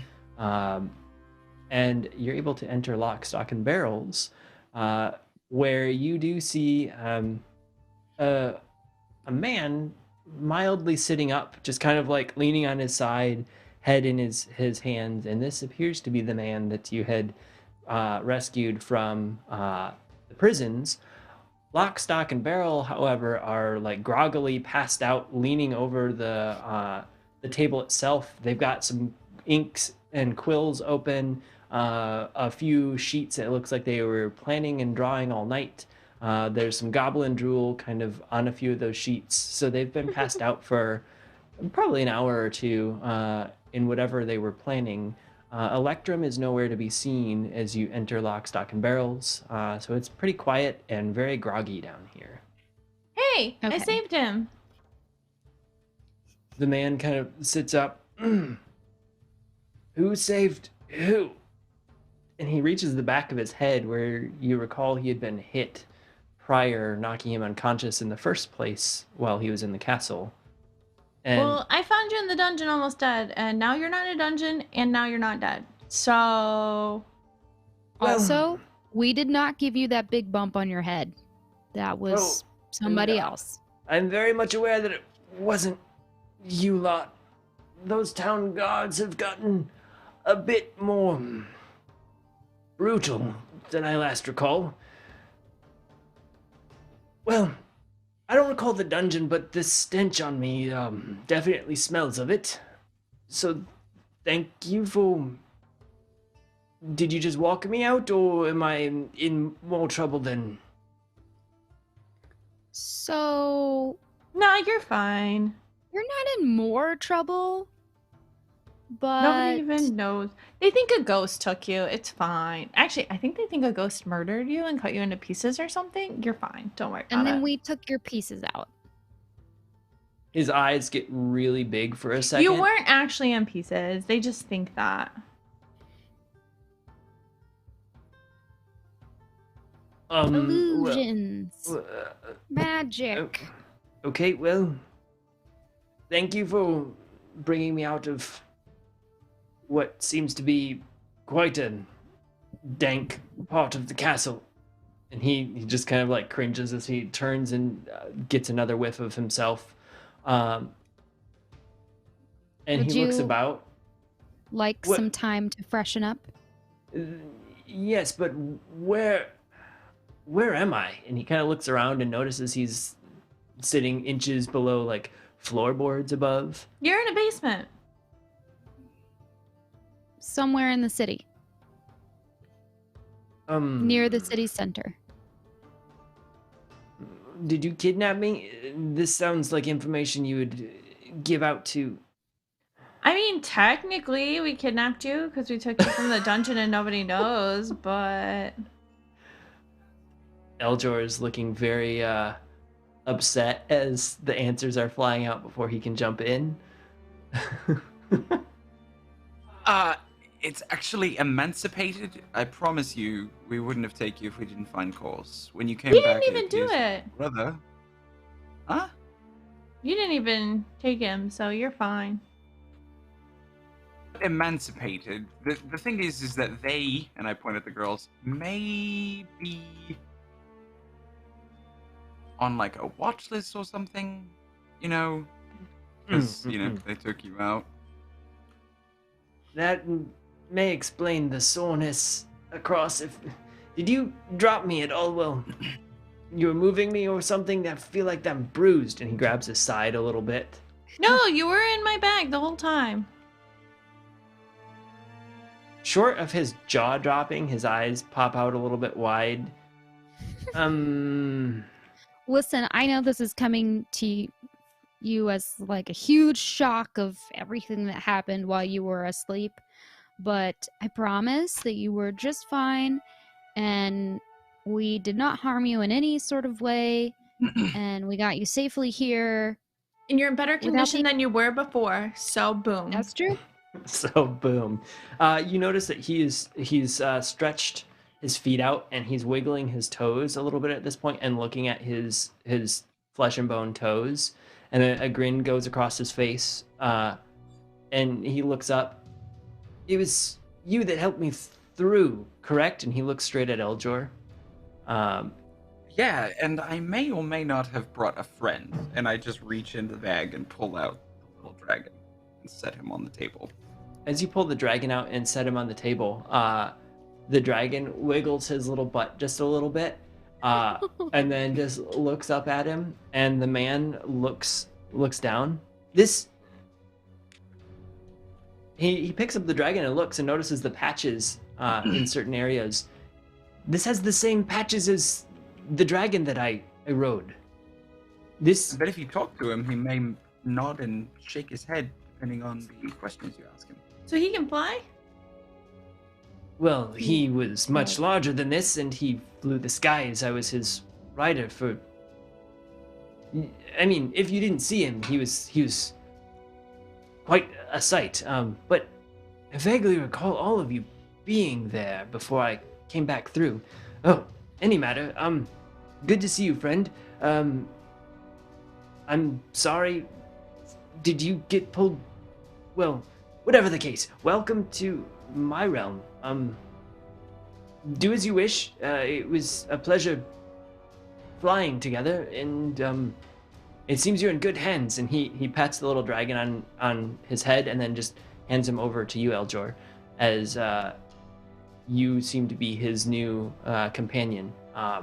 However this had played out, you are this pillow dragon's companion. How cute. And your sword.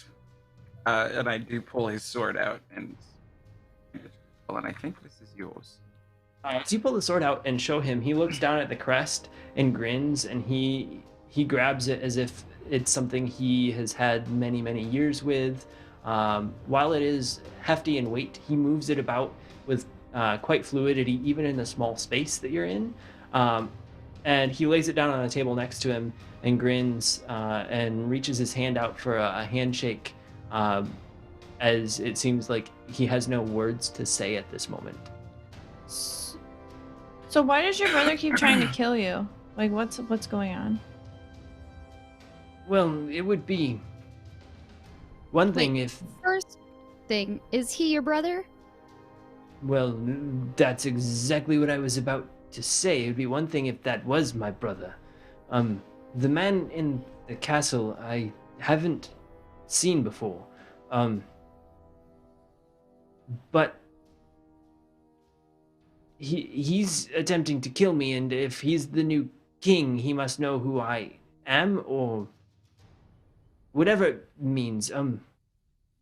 Last I heard, my true brother was king of these lands before I had fallen into the magical realm that you had found me in. I was playing with one of my hand servants. Their children had played in the castle with me. One of their children was building a pillow fort with me many years ago, and well, I had fallen into that realm through the pillow fort.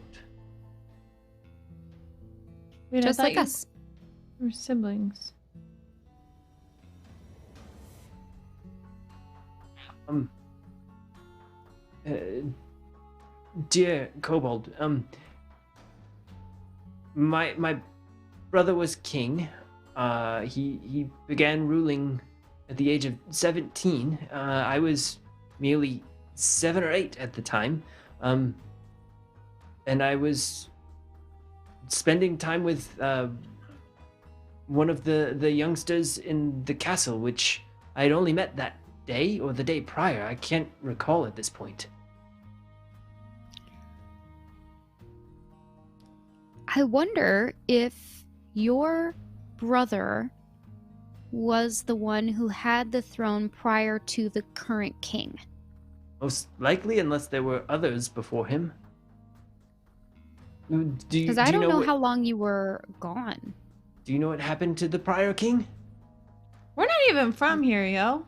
I believe He- it was he- said that he was assassinated.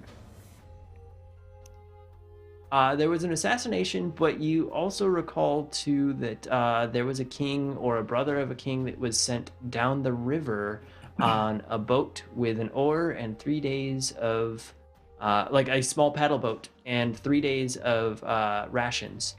And the river is a mighty roaring river that sea vessels can go through. So it's not just like, oh, you're going down the river, but just like off you go type Just a mentality. little stream. Yeah. It's a roaring, Bye. rushing river. So they sent him basically down the white waters on a little rowboat with one oar and very little food. So they sent him to his death. So there was that, Thanks. and there was also an assassination. So there were 2 kings or 2 royalty that you'd heard. If you wish to roll on what you'd heard specifically, who was who, you may roll a history check. But you do recall those were the 2 leaders or brothers in the past. Should we be worried that that the little corgi man is spending so much time with this guy? Maybe. I would like to roll a history check. Yeah. On the 2 royalty and with the Yeah. all right. Roll a history. Let's see 18. what we get. 18. So you do recall it seems that the town hasn't spoken much about who the assassinated royalty was, but it was in the last 10 or 12 years. But there was also a king that had a king or a prince who had recently been sent down the river on the rowboat. The last leader, potentially. The town is anything you've heard from the town seems to be like rumor and hearsay, very much seemingly clouded. And as you recall as well, amongst those conversations, you had heard rumblings of people not fully understanding who this king was, who his father was. So there's some confusion or mass trickery that may be afoot, to the best of your Okay. knowledge. Okay.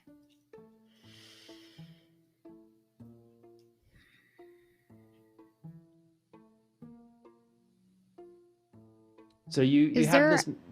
Yep. I was gonna say, it- is there anything that you remember from your life before the Pillow Fort? Well, the I know you the were life- young. The life before the Pillow Fort, we celebrated the Festival of Lights, which I believe I heard some of the celebration last night. I woke briefly, unless that was a dream. There was Not a dream. also my father was speaking of how the mines are to be condemned, and they wanted to implode the mines or something along that sort. That there was some source of evil that lived amongst the depths. I just remember father sitting in his throne room before he was killed, planning various things. Otherwise, no, it was quite a joyous time. The front gardens had many fruit. I remember picking fruit and running through the front gardens as a boy.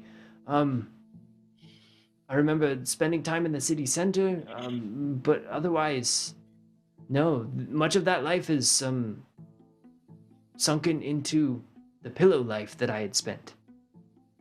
So it sounds to me, and correct me if I'm wrong, team, Sure. Correct me if I'm wrong, team. that this guy comes from a much further back timeline. Like, you're not from this timeline. Or this time right here. You're not from current time. You're from the past? Yeah. A blast from the past. And DM, I would like to know what the phrase was that was spoken last night one more time. Something along the lines of the children have awakened. Okay. Tell me if you recognize the phrase, the children have awakened. He sits there and thinks for a second. Very mild thought, not like in-depth, scary anything across his face. And he looks up. No, did their mother wake them from a nap? Otherwise, No. um, So No, what we no. know is that the cult that was taking place in the caverns was really bad, and we believe that they're coming back. So I would like to show him the book and let him peruse it for a second and say, does any of this mean anything to you? As you hand him the book, his eyes get a little bigger, and it's almost as if he remembers something briefly. Oh, this looks like one of the books my father would read. And he kind of looks Hopefully at it. not And, to you. no. When he and my brother were planning things in the, I don't know, the study or the armory or something. Very much similar book. And he flips it open. I'd never glanced upon the pages before, and as he looks at the pages you'd pointed out to him, his brow furrows and he looks down, very disgusted and mildly afraid, as he reads through the few pages about the cult called the Death. And he looks across the group, and you believe whoever these people are down there or coming out of? Is Something. there a way They're to back. Is there a way to stop them, or Maybe. But to be honest, we don't know. We don't know if it's this for sure. We don't know how much force. We don't know anything outside of the announcement that happened last night during the fireworks show. Well, if it's them, it doesn't sound very heartwarming. I don't think there will be a parade for the Death as they come out of the caverns, if that's what is happening. And as you're sitting there, Beryl, the smallest of the three goblins, sits up, and drool is coming out of his mouth as he sits up out of his sleep. We found stuff in a book. Good morning. So there's a book over here that talks about and he looks around and he's very confused as to where the book had gone. And he picks up a small journal and like contemplates. No, that's not it. He moves to another journal. No. And he finally grabs a third journal and he flips through. This. And as he opens the journal, what you see is a drawing of a gemstone that seems to be sitting atop of a almost like an altar or a pillar, and it's casting light out. And underneath the light, you see very like almost melted like structures of a ghost or a human form melting into the floor of what seems to be a stone cavern. And this is all sketched out. Um, and the gemstone is sitting on this table, casting this light out into these puddles directly, as if it's melting away whatever this evil is. And the little goblin points at it. I think this is what needs to happen. On the stone controls them. And uh, he lays the book down. The other couple goblins wake up. Oh yeah, that's Barrels says that we found there's something about this stone we're looking for. Can either bring them back or send them to the depths. We're not quite sure. There's not much information, but we spent all night figuring it out and going through these books. We may have borrowed a few books from a couple of the neighboring. Never mind.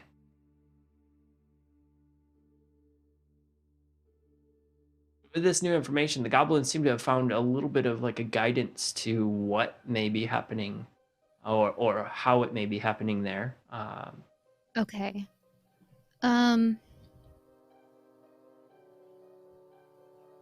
So Eljor, I think you're right. I think somebody got to that stone before you guys could. And they're using that stone to summon whatever this is. So Very possible.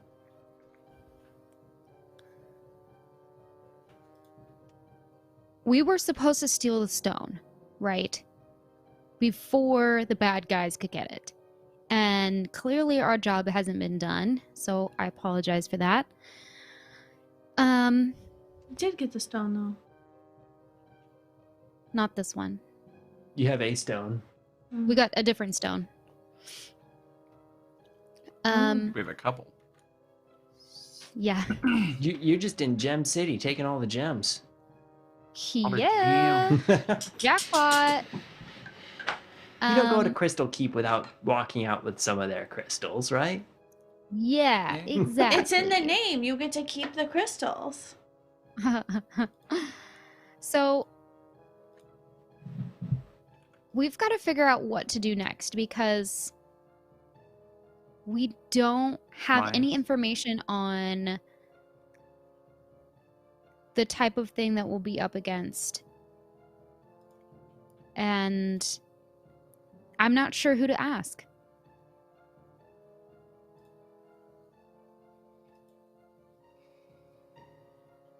I mean, do you guys have any idea of who might have that information so that we can get an I mean, idea I of... think we have as much information as we are going to get.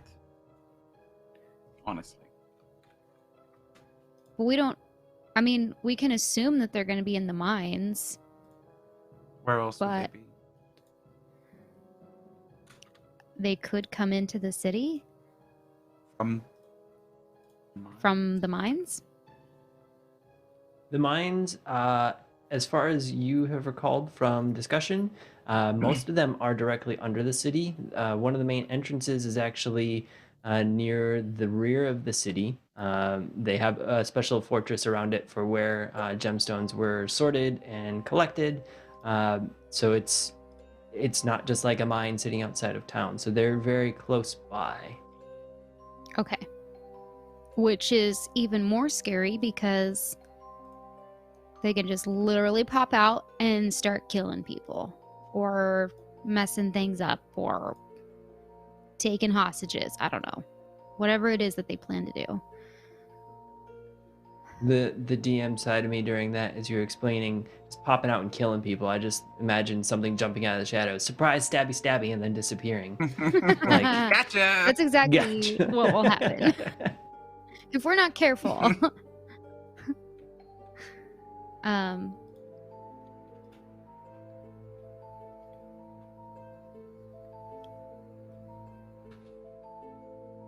I don't Right. want to go down to the mines without Corrigan. I don't. It's already down there. I hope not. I I really don't feel do. comfortable seeing the king anymore. Well, king. Well, I don't blame you. After what happened last time. Listen, what's that guy's name that we brought from the pillow place? The man that you'd brought from the pillow place, he stands up and nearly bonks his head. So he crouches back down and he looks across the group. Well, if I were the ruler, like my lineage had said, you could call me King Elder Gleams. But the family name is quite dreadful. It's many words together. You can simply call me Jack. Well, Jack, we could honestly use all the help we can get. So if you are willing to help our cause, would be greatly appreciated. What is it you wish for me to do? I don't believe I am in much condition to fight. Is there Well, we're not looking to messages? fight right now, but anything that you Influence would be is willing to important. do will help. Well, You would have a legitimate claim on the throne, yes? most likely, and unless well, if the town has forgotten about me, then my pull is worthless. But True. I will do what I can on that front. What would you plan to do? Do you need me to see if I can find anyone who recalls who I am? Is that too much? Will that draw attention? What? That will draw attention. If we need an extra hand, it would be nice to know we have one. He kind of eyeballs Fizz to the side, recalling the bringing your parts out of the dungeon thing, and he kind of looks at his wrists. Well, you may have mine as long as they stay attached. And he stares right at Fizz briefly. I didn't take you apart. They think a ghost did, but you were all in one piece. Calm down. Just kidding. It was both of us, but it's cool. Just kidding. It was both of us. We dismembered you and put you back together. Don't worry. No scars. Yeah, big Magic. deal. No scars. big deal. Look, you're fine now, so whatever happened between you almost dying and out, like it's really of no consequence anyway. So Exactly. let it go. Just say thank you and be done.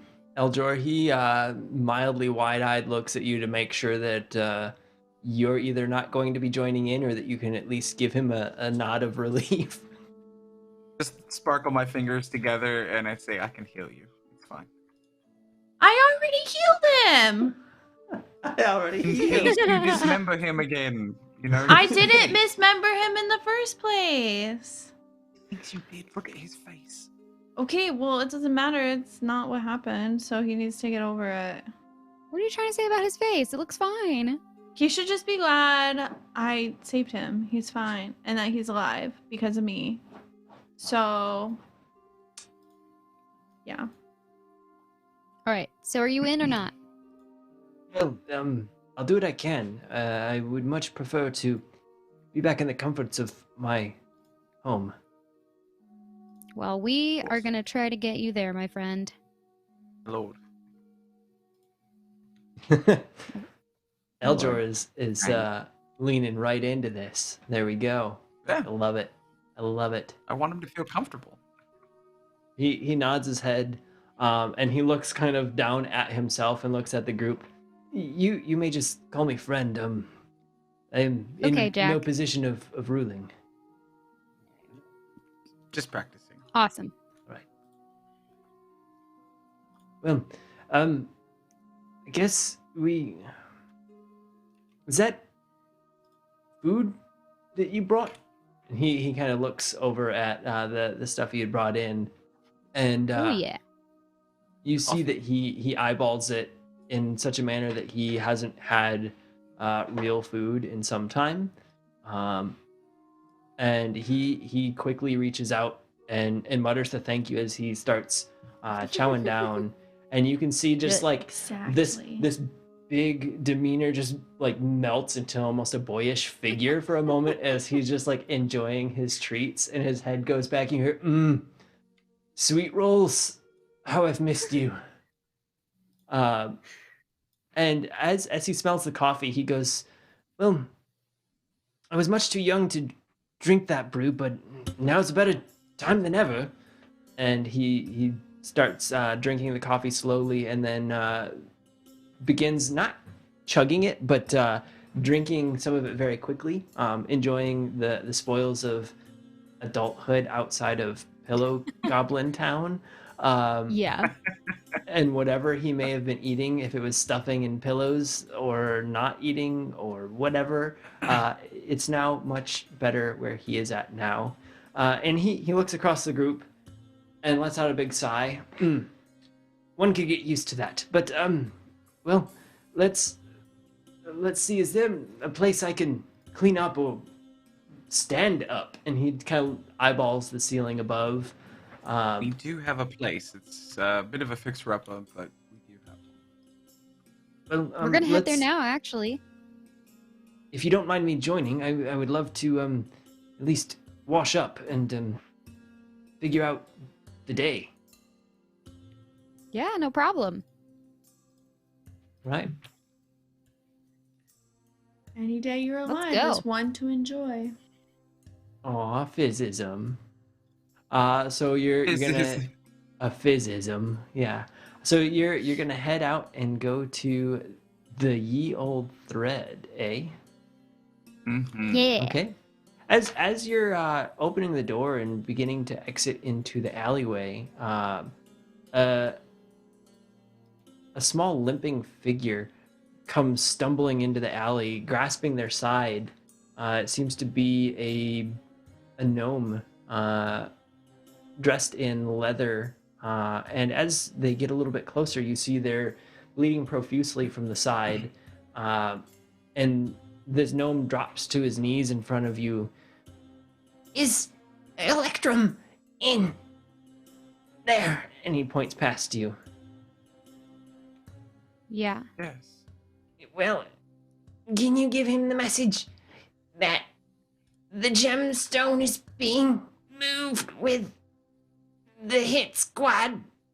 And he falls over, and you see him starting to breathe his last breaths. And Can I he try and save him? turns. You may if you wish. Does he have hit I points? He's like, oh, go ahead. You do your thing first. You call No. You go. I have spare the dying. I can do as a cantrip, so I want to do that. All right. Please explain how Spare the Dying works. You touch a living creature that has 0 hit points, and the Perfect. creature becomes stable. Perfect. So as you see, he starts to roll his eyes back, and you like put a hand on him. You hear him cough and kind of let out a sigh and a breath. You basically caught him on the verge of dying. He's still bleeding out his side pretty deeply, and it looks as if when his hand kind of fell away that he was stabbed or sliced by a larger blade, potentially a broadsword. So he's taken some considerable amount of damage, especially for his size. Yeah. Holy crap. If we really don't want him to like be in pain, there's more things I can do. But that just means like if anything comes up, I can't do stuff for you guys later today. I think let's get him inside. This is okay. Let's get him inside real quick. The guys can take care of him, and we can keep going our merry way. Yeah. So as you get this small man inside and get him tossed up onto the nearest edge of the table, Lock, Stock, and Barrel go immediately from their stupor of sleepiness into immediate like medic mode. You see them rifling through a few drawers. One of them pulls out a healing potion. and they start shoving you to the side. They slice open his armor a bit and get to the wound and start cleaning and mending as if they had been essentially wartime medics. They move with such ease and precision to save the man, but not precision to not leave a scar. So you can tell that they're versed enough to save a life, but not versed enough to make it beautiful and pristine again. And Little Barrel, even at his stature, looks up at you all and goes, "We got this from here. We'll let you know his condition.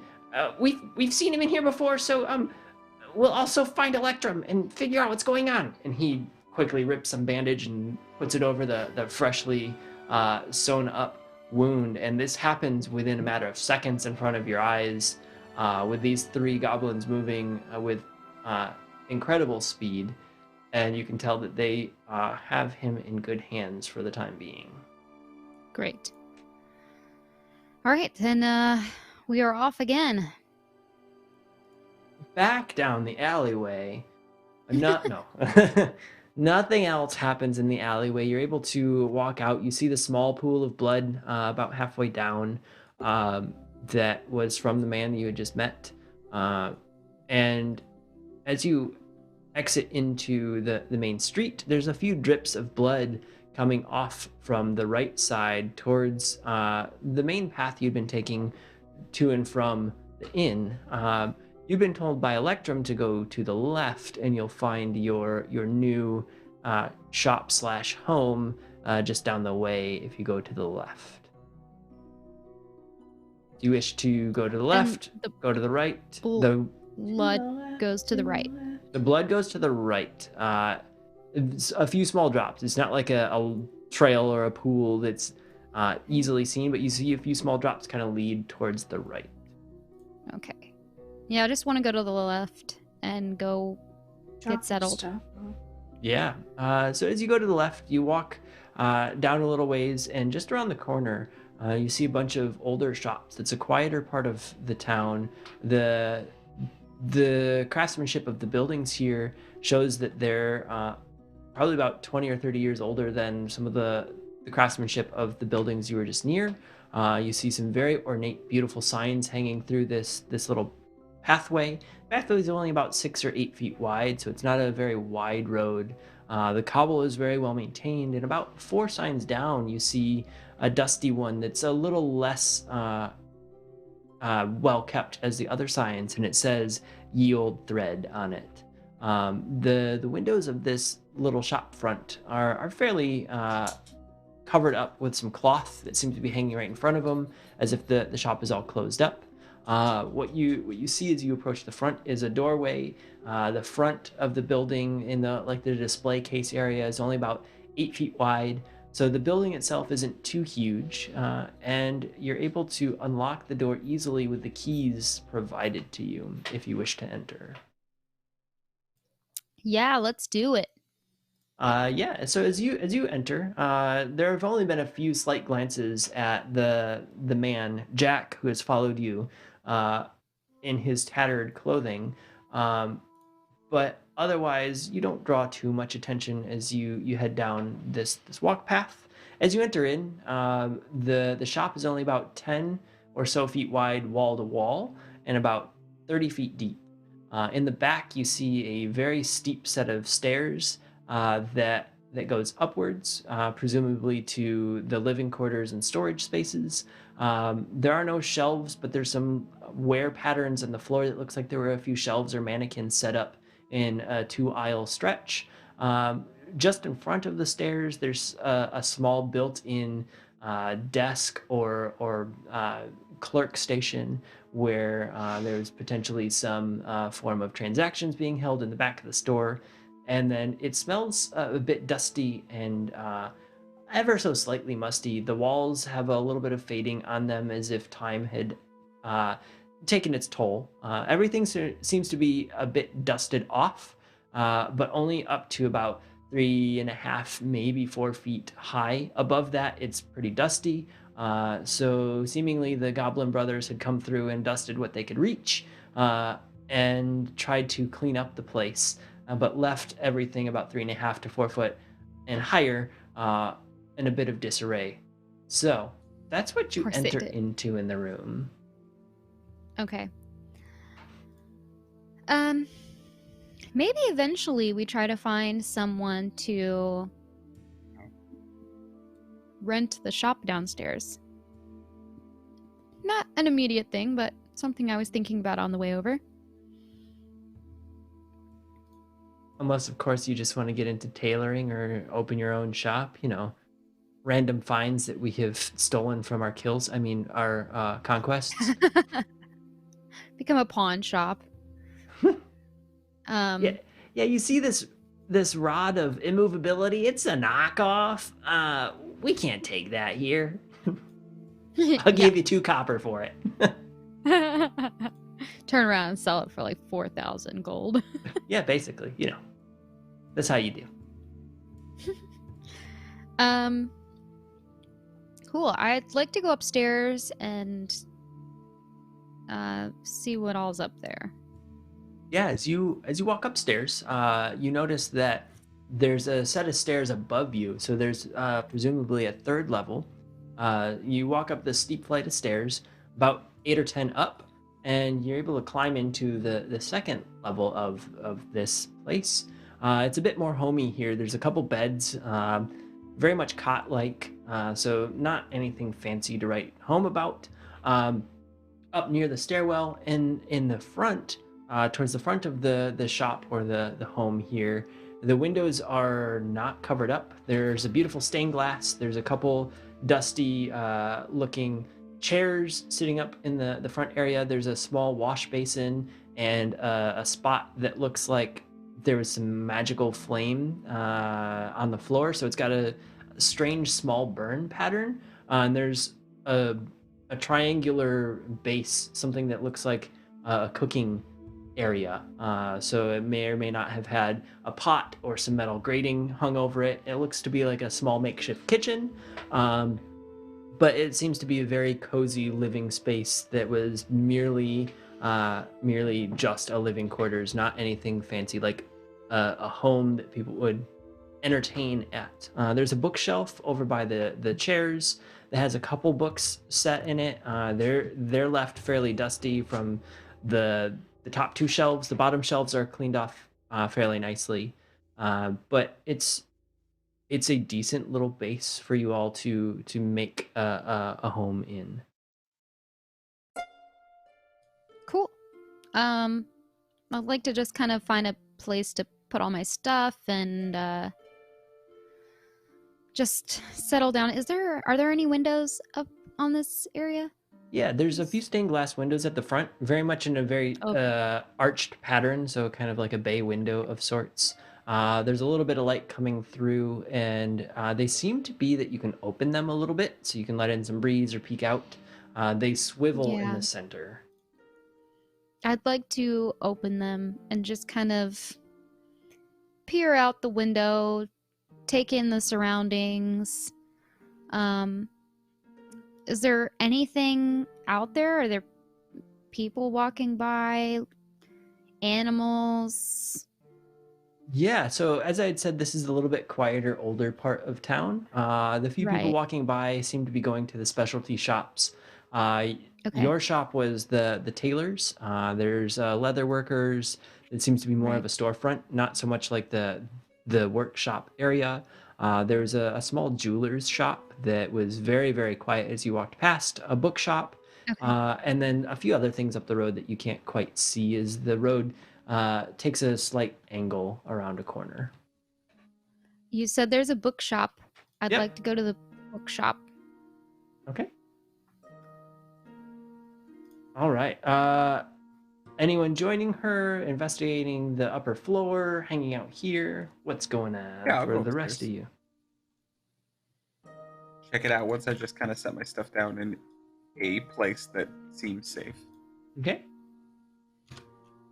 Yeah, there's 4 cots sitting here, and then there's a few like bundles of what seems to be blankets very, very poorly sewn together, um, but they're less dusty than everything else. So you'd assume potentially that it came from lock, stock, and barrels.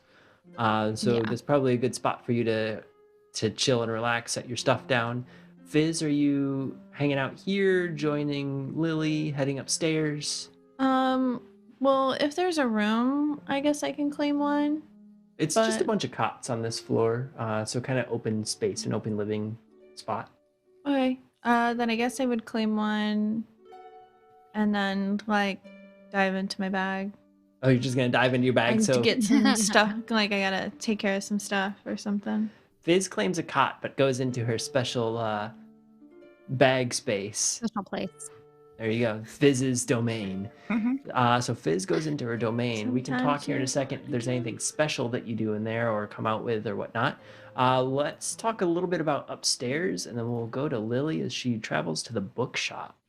Um, as you're all setting stuff down, there's a small pipe on the wall that has a little drainage hole below it, barely tall enough to get a bucket underneath. And the man with you all, Jack, he rushes over and twists a couple knobs on the pipe, and you hear duk duk duk duk duk duk duk blurp blurp blurp, and then some brown water comes kind of bubbling out, and then eventually, after a couple seconds, some clear water starts draining out and running Okay, good. into what seems to be this metal basin that's just slightly sunken into the floor, where one might fill a bucket or get some water. And he starts splashing some water up on himself and just like doing a light cleanse. And he looks around as if to see if there is anything to change into or to wash himself down with. He turns the nozzle off and goes, "Well, if I could borrow a couple silver, I need to find myself something new." And pulls at the tattered wear he's currently wearing. Yeah, sure thing. I Absolutely. just pull some I out give of him my a gold bag. piece. A gold Oh, piece. look at you. Oh wow, look at you, man. Buy yourself something nice. He's it. So he takes the gold and he puts it between his hands and gives you like a nice little bow of gratitude. And he looks at you all. I will be as discreet as possible, and we'll be back here shortly. Anything you need, if I have spare from this gold. No. Oh, yes. How about you go ahead and buy another cot because we'll need one for our friend. Yes, gladly. And he'll begin to follow you out, Lily, as you start heading downstairs. Okay. Let's go to Eljor as you peek upstairs. Eljor, you set your bag down and head upstairs and take a peek. This seems to be a bit more storage space. There's a few windows at either end, one just at the stairwell as you come up, and then a couple at the far wall. From what you recall, the side walls are butt up against another building, so you're not going to have any windowing there. So you've got some windows at the two ends of this space. At the far wall, you notice that there's a few old wooden boxes. One of them has fallen apart. They look very much like a food crate or something you'd carry, either light objects from the market or whatnot. There's some hay sitting in one of them as if it nestled something of value or fragile. But from where you're at, about 20 feet out, you can't tell if anything's still in it. This floor is fairly bare, open for you to do whatever you wish. From what you could tell, there may have been some markings in the floor, potentially where there was a workstation for the tailor to do some of their work, or whatever else may have been in this building at one point. But it's quite empty. Again, reminding you, it's barely about 25 or 30 feet deep and about 12-ish feet wide. So nothing too large, but enough for you all to have 2 floors of nice living space and a shop front below. Okay. Anything you wish to do up here Yeah. while you're looking around? Yeah, I'm just perusing, just getting a general lay of the land. Yeah. So as you peek around upstairs, there's a bunch of cobwebs, and in the crates at the end, like I said, one's falling apart. The other one is a little bit more in disarray. haze kind of sticking out. It looks like there was something within this crate at one point, but someone had dug through the hay a little bit and either buried it or had pulled it out. So it's a little bit of a mess, but you don't see anything immediately from first glance. Okay. Yeah, I mean, I guess I would like to maybe make a perception check and try and see if there's anything that I'm missing beyond, as that does seem kind of odd, beyond what I'm seeing, Yeah. on the surface. Give me a roll. Okay. 13. 13. All right. So as you're looking around, just trying to understand what's going on, you do notice that there is a small slip of paper sitting underneath the box that seems to be torn apart a little bit. And the small slip of paper does say one eyeball gemstone is like an order form. Oh. The date on it seems to be about 40 or 50 years prior. Eyeball gemstone. Mm-hmm. Maybe it's the one We have one of those. I was gonna say we got one of those. I'm just gonna, because you said Lily is with me, right? No, Lily had walked out the front with Jack as he was going to go find some attire and potentially some stuff to make the place a bit homey, and she was going to head to the library or the bookstore. Sorry. Eldor is going to come with me, so maybe I was Oh, upstairs okay, when so- this happened. Oh yeah. So you were most likely behind him a little bit if you poked your head up and around. So Eljor, you could potentially turn around and exclaim to Lily if. Look at this. What did I say? Look at this. What is that? Curious. It's an order Surprise. form for an eyeball gem. Let me see it. And I take it.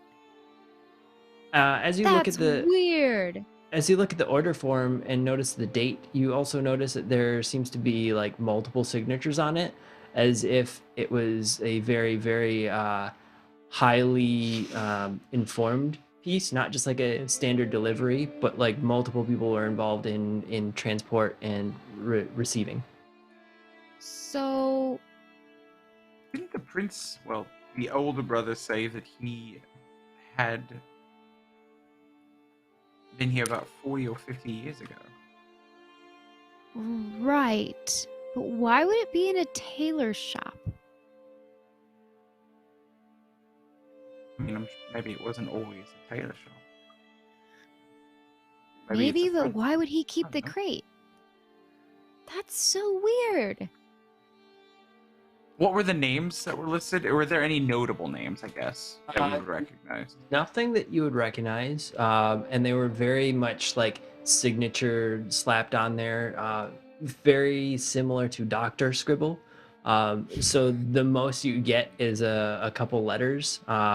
There was a TS and an LD as like the most amount of initials you could get as far as people, but there were a few other names scribbled on there. Okay. Are there any other crates like this lying around?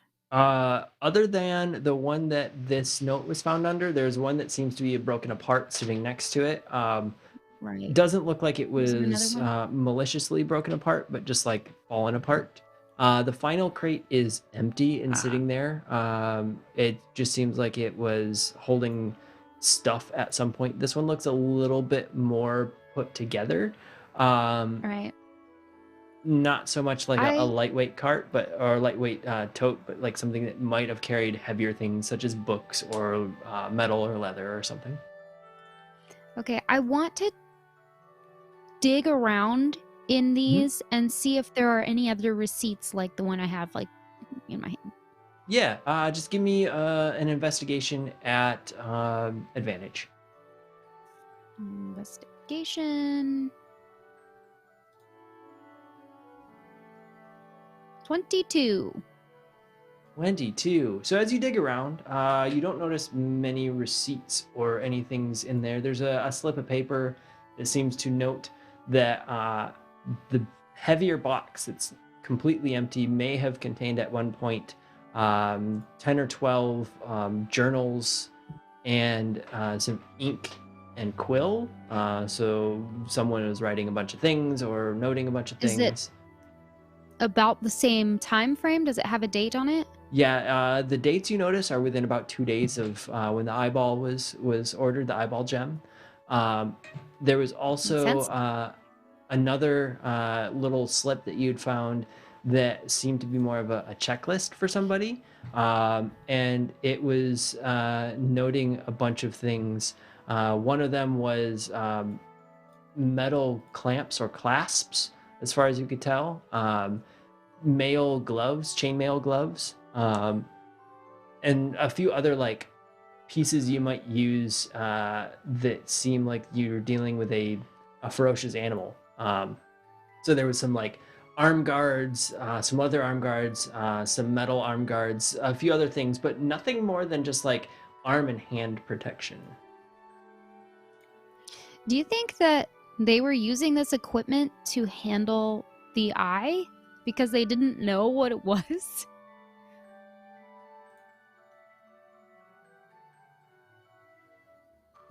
Maybe. Who knows? It's just Eljor up there. Mm. Oh, Eljor, your voice is gone. Eljor, your voice is gone. You keep magically I've been disappearing. sniffly and like coughing a lot, so I've been like muting myself to make sure that it's. Sorry, I can speak All as good. myself. All good. I was making sure you didn't have to listen to me cough constantly. It's okay. No, That's it's why I was, okay. you know. Every meeting has that one person, and you're ours. Every meeting has that one person. So Eljor, what is it that you do other than shrug? For the people who Okay, Uncle Steve. for the Put people it. who are here on audio only, Glenn is currently faking that he's muted and just mouthing words like watermelon, watermelon, watermelon. Because when you're actually Okay, am I good muted, now? yeah, because when you're Am I actually good? muted, we can hear Yeah. you through Sarah's microphone, but Just like a little. super, super faint. Like Gave you away. So close. Yeah, what was the actual question? I apologize. I was being an idiot. I don't Shenanigans. people. remember. Shenanigans. So you had asked if they were actually handling the eyeball gem with these things because they had no idea what it was. I think it's possible that they were. Maybe, maybe not. I don't know if it matters that much. I think what matters is that it was very likely that. Why don't we? Where is the eyeball? It's in the pocket dimension. Yes. Why don't we ask it how long it's been here? Have a conversation with it about maybe it has more to do with this than we think. I don't know that it will have a conversation with us because every time we've interacted with it, it's been very quiet unless we show it something new and interesting. We can try. That's if you ask for something. Won't we be Right. asking for something? Technically, we'll be asking for information. If you want to think about it like that, that means every conversation is a transaction, and that's a pretty sad way to go about life. All right, let's try it. All right, let's try a transaction. Oh no. You want to go to the bookstore first, though? Yeah, let's go to the bookstore. We've So got you plenty of time to look at the book or the eye later. So you head downstairs and you notice that Jack is standing kind of in the front entry on the first floor, as if he's a bit nervous to go out on his own.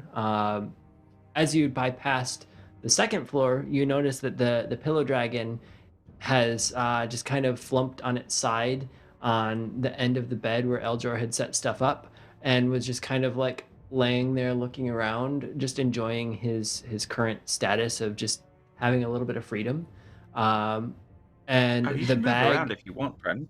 the bag that Fizz was in was wiggling just a little bit as to whatever she was doing in there. She's tinkering, digging for something. I don't know. We'll figure out what Fizz does here in a second. whatever Fizz's magical ways are. But Jack is standing at the door, and you see him taking a big breath as you're coming down the stairs, and you see a sigh, and he opens the door and steps through it as if he's taking his first step into freedom, essentially. Um, you two are heading down the stairs and heading out to uh, the bookstore, which is just a little bit to the right, a door down and across the street. Um, Anything you wish to do on the way out? Grab anything, say anything to Fizz, pet the pillow dragon, give him a pillow cookie or whatever it may be. I'll tell him that as long as nobody's around, he can walk around and stuff. It's okay for him to do that.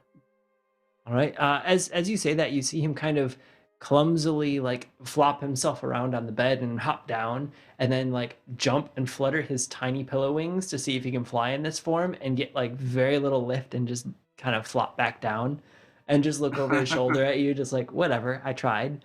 Um, At least he can walk around. yeah, he's Right. walking around and yeah, he's mildly clumsily because he's definitely stuffed animal like and not like full pillow dragon form. Yeah. So he's, as you would imagine, any like Build-A-Bear minus a little bit of stuffing might look trying to walk across the floor.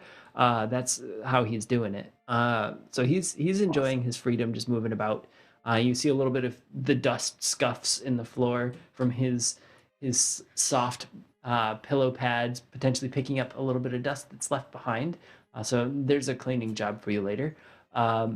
You're able to head downstairs and head out to the street. There's only a couple passerbys, and they're minding their own, some items in hand, and doing their thing. Before we get too far into that, we're going to quick check in with Fizz. We'll check in with the bookstore. Please stick around because here in a little bit, we're going to draw our winner, and we're going to raid a channel. So as we're wrapping up, get excited for whoever the winner could be. It could be you. And if you're here and in person, we're going to get that order set up for you as soon as humanly possible. If you're not here, again, like I said, we'll hunt you down. We've got people who know other people, and I'm sure we'll find your people. So it'll get to you. So if you're hearing this on RSS, or sorry, not RSS, on like Spotify or any of those other feeds later, you probably have your shirt already. But whatever. Back Or you to missed a Fizz. giveaway. Or you missed the giveaway, and Fizz just took it. Fizz has it in her bag. You're gonna have to mail Fizz and ask for the shirt. But as we check in with Fizz, what's going on in your bag? Why'd you go diving in there? I want to look at this sword handle that I haven't got to look at. All right. What is the sword handle that you have? Well, I took it from the castle when we took the guy. It was sitting on the desk and it had like gems and stuff and seemed important. And there was something I remember I noticed about it, but I can't remember. at Yeah, this you moment. you took it off of a table that was in like a In the magical dun- craft shop, correct? No, it Just was at before the top of the dungeon. Like, so when Oh, we first went in the yes. dungeon and then we went down, there was a couple sword hilts and there was one that was like, super shiny. it was like, yeah. it was a thing. Yeah. So I was like, oh, I need to investigate this All before right. I give it back. All right, so you're looking at it. What do you want to look into about this sword handle? Well, I want to. Well, ideally, I'd want to know like what its significance was. Like, was it special? Is it magical? Blah blah blah. Why doesn't it have the sword blade? Like, Let's roll an investigation check on there, and if you want, you could roll a check plus your proficiency for like a tools or whatnot. the only tools I have added in here is thieves' tools. You don't have any I- other tool sets with you? I have a ton of tool sets, but I don't have like. Just roll with proficiency. So whatever your proficiency bonus is, we'll use that as your tools bonus. I rolled investigation and got an Okay. 18. Is that fine? 'Cause Yeah, that's fine. We'll use investigation. So you're looking at Sorry, it, you're and throwing- you're able to decipher that this seems to be a blade or a handle for a blade that was potentially quite hefty. But you notice there's a lot of magical runes within it. So it, from what you can tell, may make the blade attached to this handle as light as a feather. So if it's a two-handed, large broadsword, you believe you might be able to wield it with a pinky and a thumb, like ever so slight amount of pressure for a kobold to wield a large blade, meaning you suffer no two-handed needs or anything like that. But you need to find a blade to inset. Otherwise, it seems to be just one of the most ornate blade handles that you've ever seen. There's gold imbuing across the whole thing. There's gemstones put in to show that it's very bright and exquisite. And from the best of your knowledge, you may believe this could have belonged to like a guard captain or something, because it seems like it's both ornate and useful. Interesting. So the Tinkerer now has a blade handle that can do some magical things. But I gotta find a blade. We'll see how that works. blade maker. Anything else you wish to do in there, Fizz, before we see what happens at the bookstore and draw a winner? No, I think that was my main thing that I was thinking of doing. Perfect. All right, so Fizz is tinkering away and figuring some things out. Lily is leading charge to go to this bookstore. She had her mindset on it. Yeah. Lily, you enter Yeah. the bookstore. It's a very similar layout as your shop. Not too wide, only about 12 feet wide, and not incredibly deep. Probably about 25 or 30 feet deep at the deepest. But again, there's another inset little like clerk station at the back, so a little countertop. Everything is in immaculate condition in here. The floors are waxed. The walls are seemingly painted within the last year, super fresh. The smell of the books both ranges from like fresh paper, fresh binding of leather, to some older, mustier books. So this seems to be a shop that not only carries new things, but various things from many, many ages past. There's an elderly woman sitting in the back, and she's mildly nodding off, and then sits up a little bit as you open the door, and a small bell rings. Oh, hello, dearies. What is it that you're looking for today? Hello. We are here just perusing. Looking for some of your older books. Could you point me in the right direction? The over one aisle. The aisle you walk down from the door is all the new stuff. And you notice that there's only two Perfect. aisles in this bookshop, but the shelves go floor to ceiling, and the books are basically jammed in all of the shelves. There's a few stacks at the ends of these shelves. Like, she has more books than she has space. But as you go across the aisle, there's a bunch of older books, and they're mostly in order by author's last name. No other sorting there. Okay. So I would have liked to have brought the book that I had with me. Taking a look at the author and seeing if there was anyone there were any other books with a similar author. What Or were book these was journals? it? Was it the book- book about the death?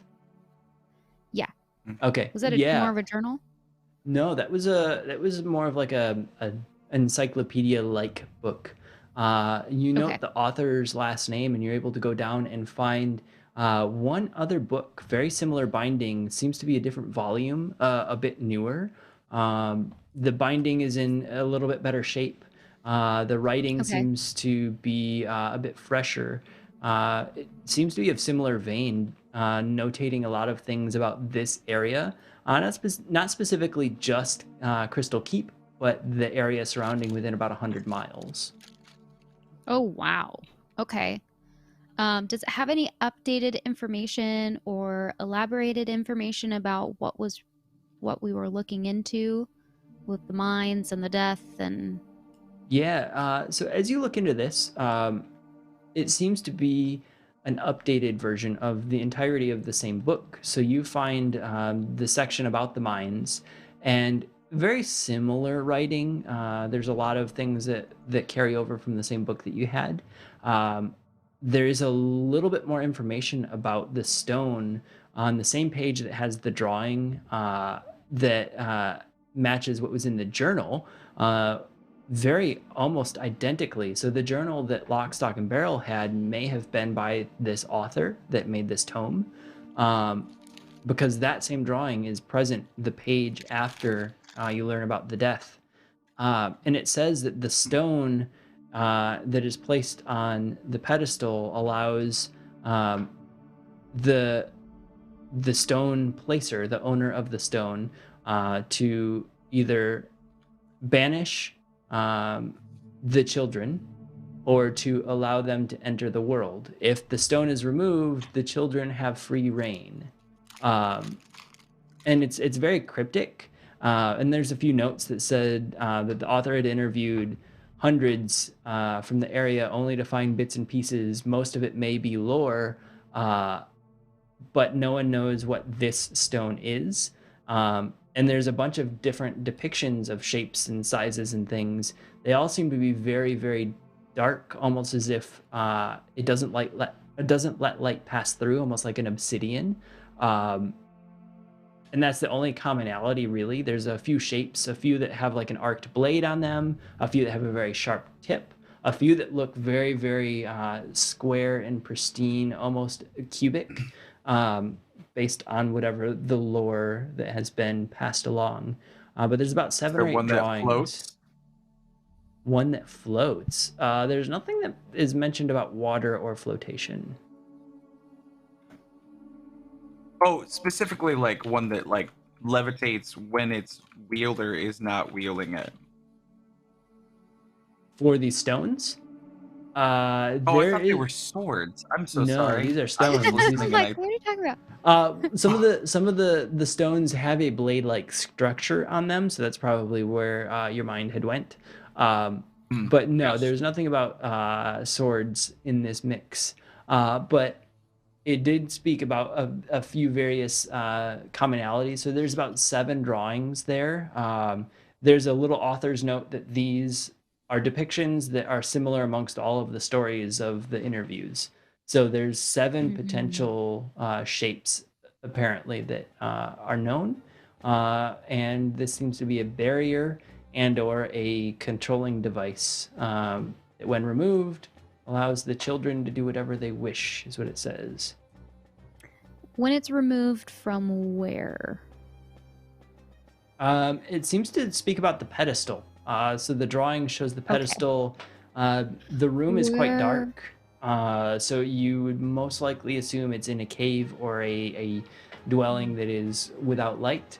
And it seems to speak a little bit also as you flip through a couple more pages about the crack in the earth that leads to the core, that it's near wherever the entrance to that is.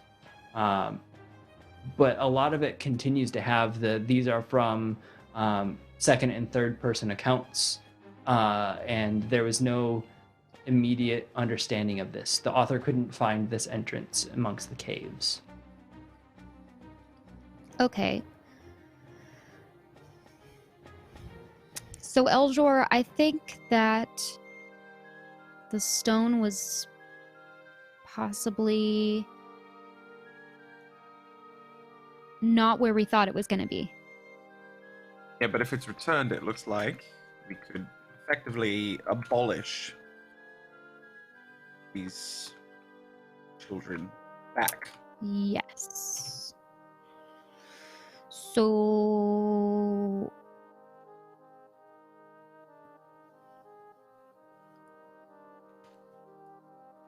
is it safe to assume that the king has it? And is Whoever using that thing is, yes. I don't know if I would call him a king, though. it? Yeah, whatever that thing is, he's got to have it. He must be using it. Wait, did that voice that rang out during the fireworks show sound like the one that I heard the king use? Please roll a history check. All right. That's pretty good. Let's see if I have good history. I have decent 21. 21. To the best of your knowledge at this point, as you're thinking back across it, it sounded very close. It had the very otherworldly darkness to it. Mm-hmm. That same kind of deep, dark tonality, The basically. deep, Okay. the deep dark tonality that the button on your voice alternator or translator. Oh, you mean this gives you- one? That one. It gives you that same feeling, the creepiness. Yeah. Okay. All right. I'm gonna keep that in the memory bank for now. But just that maybe it's similar. So maybe there's evidence that it is the king that had done that. 'Cause that would be not fun. Yeah. Okay, I think I've gotten all the information that I was looking for. Eljor, were you looking for anything else? No, I think I've everything that I can without taking action, and I'm not sure if we're ready for action until we have our friend with us. So, Yeah. All right, so let's head back. yeah. And I wave over to the lady and say, "Oh, thank you for your time. I appreciate it. Bye." She looks at you. No books for you today. Not today. Well, stop Uh, back in any actually- time. I would like a book. Recommend me something that you enjoy, and I'll pay for it. She looks around and she grabs a book off of the countertop in front of her, and it's got a bookmark in it. She pulls the bookmark almost all the way out, and then she slides it back in. This is a very good book on the flora and fauna of the area. There's quite a few interesting species. And the bookmark is Oh, wonderful. on a deer-like creature that you only see around the edges of the Fey forests. Oh, I'll take... how much for that one? Well, I think I've marked it at a silver, but a handful of About copper two is then. okay. I'm sure it's been taking up too much space for too long, and you need to make up some of your, I know keeping bookshops isn't always easy, so She 2 silver it is. she gives you a big grin and just nods her head and looks around, and you see just stacks of things behind her desk as well. So she's just got a lot of books, and she lets out a little chuckle, and you hear her kind of bid you off and go, Oh, make sure to look up the berries in the region. There's some tasty ones and some poisonous ones too. and she just I'm sends you sure. off with a Awesome. little note about the book. Got this little flora and fauna book. Sick. Yeah, Flora and Fauna Around the Crystal Mountains is the title. So you got some information around the area if you need to ever use that. Dun dun dun! This is where the fabulous. DM It kills you will with berries. always come in handy. Yeah, and with that, you're able to enter back out into the street. It is again quiet morning or mid-morning now. You see your new friend Jack walking back out of a shop as well. His arms full with a few garments, and it seems to be a couple towels and blankets and a bedroll sitting on top. And he grins and gives you a nod as you both kind of meet towards the front of Ye Old Thread. And we're going to leave it here as you're all heading back to Ye Old Thread. And we'll see what happens next episode. So we should be playing again in 2 weeks. I believe that is December 4th.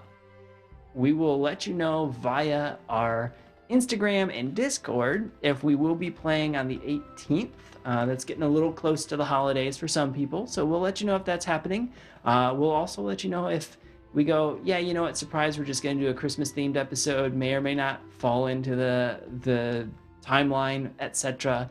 So keep taking a look at our Instagram and Discord. We're going to draw a winner in just a second, so hold tight for that. We are on all sorts of podcast platforms. So I said RSS feeds earlier. That's because RSS feeds drive all of our podcasts. So pop on to Apple or Spotify, or there's probably like 10 or 12 other like smaller apps, littler apps that are better for consuming some of that content. So pop onto your favorite podcast, because we use Anchor. And anchor.fm/HereBeDragonsDND is the landing page for all of those podcasts, including a straight up RSS feed that you can put into your podcast listener if you can't find us there. And I say this because there's a lot of content. We've been going for 2.5 or so years. We have multiple story arcs. So please, please, please go give that a listen if you wish. Let's give our drawing a go, and then we're going to go raid a channel. I'm going to preempt it. We're going to go raid Crag. So if you guys know who Crag is, he's playing Carball tonight. So again, another thing, Crag with his Carball, he plays with viewers. So if you have Rocket League on any system, you can play cross-platform with Crag. Great dude, great company there.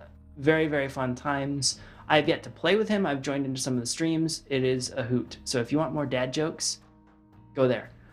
So let's get this all situated. Oh, hey. Yeah. Let me tell you the dad joke that we had going today Perfect. That helps me. while you prep your stuff. Uh-huh. Let's do this. What's our dad Okay. joke? I'm excited. The Earth is 70% uncarbonated water. Therefore, the Earth is flat. That hurts. Ouch.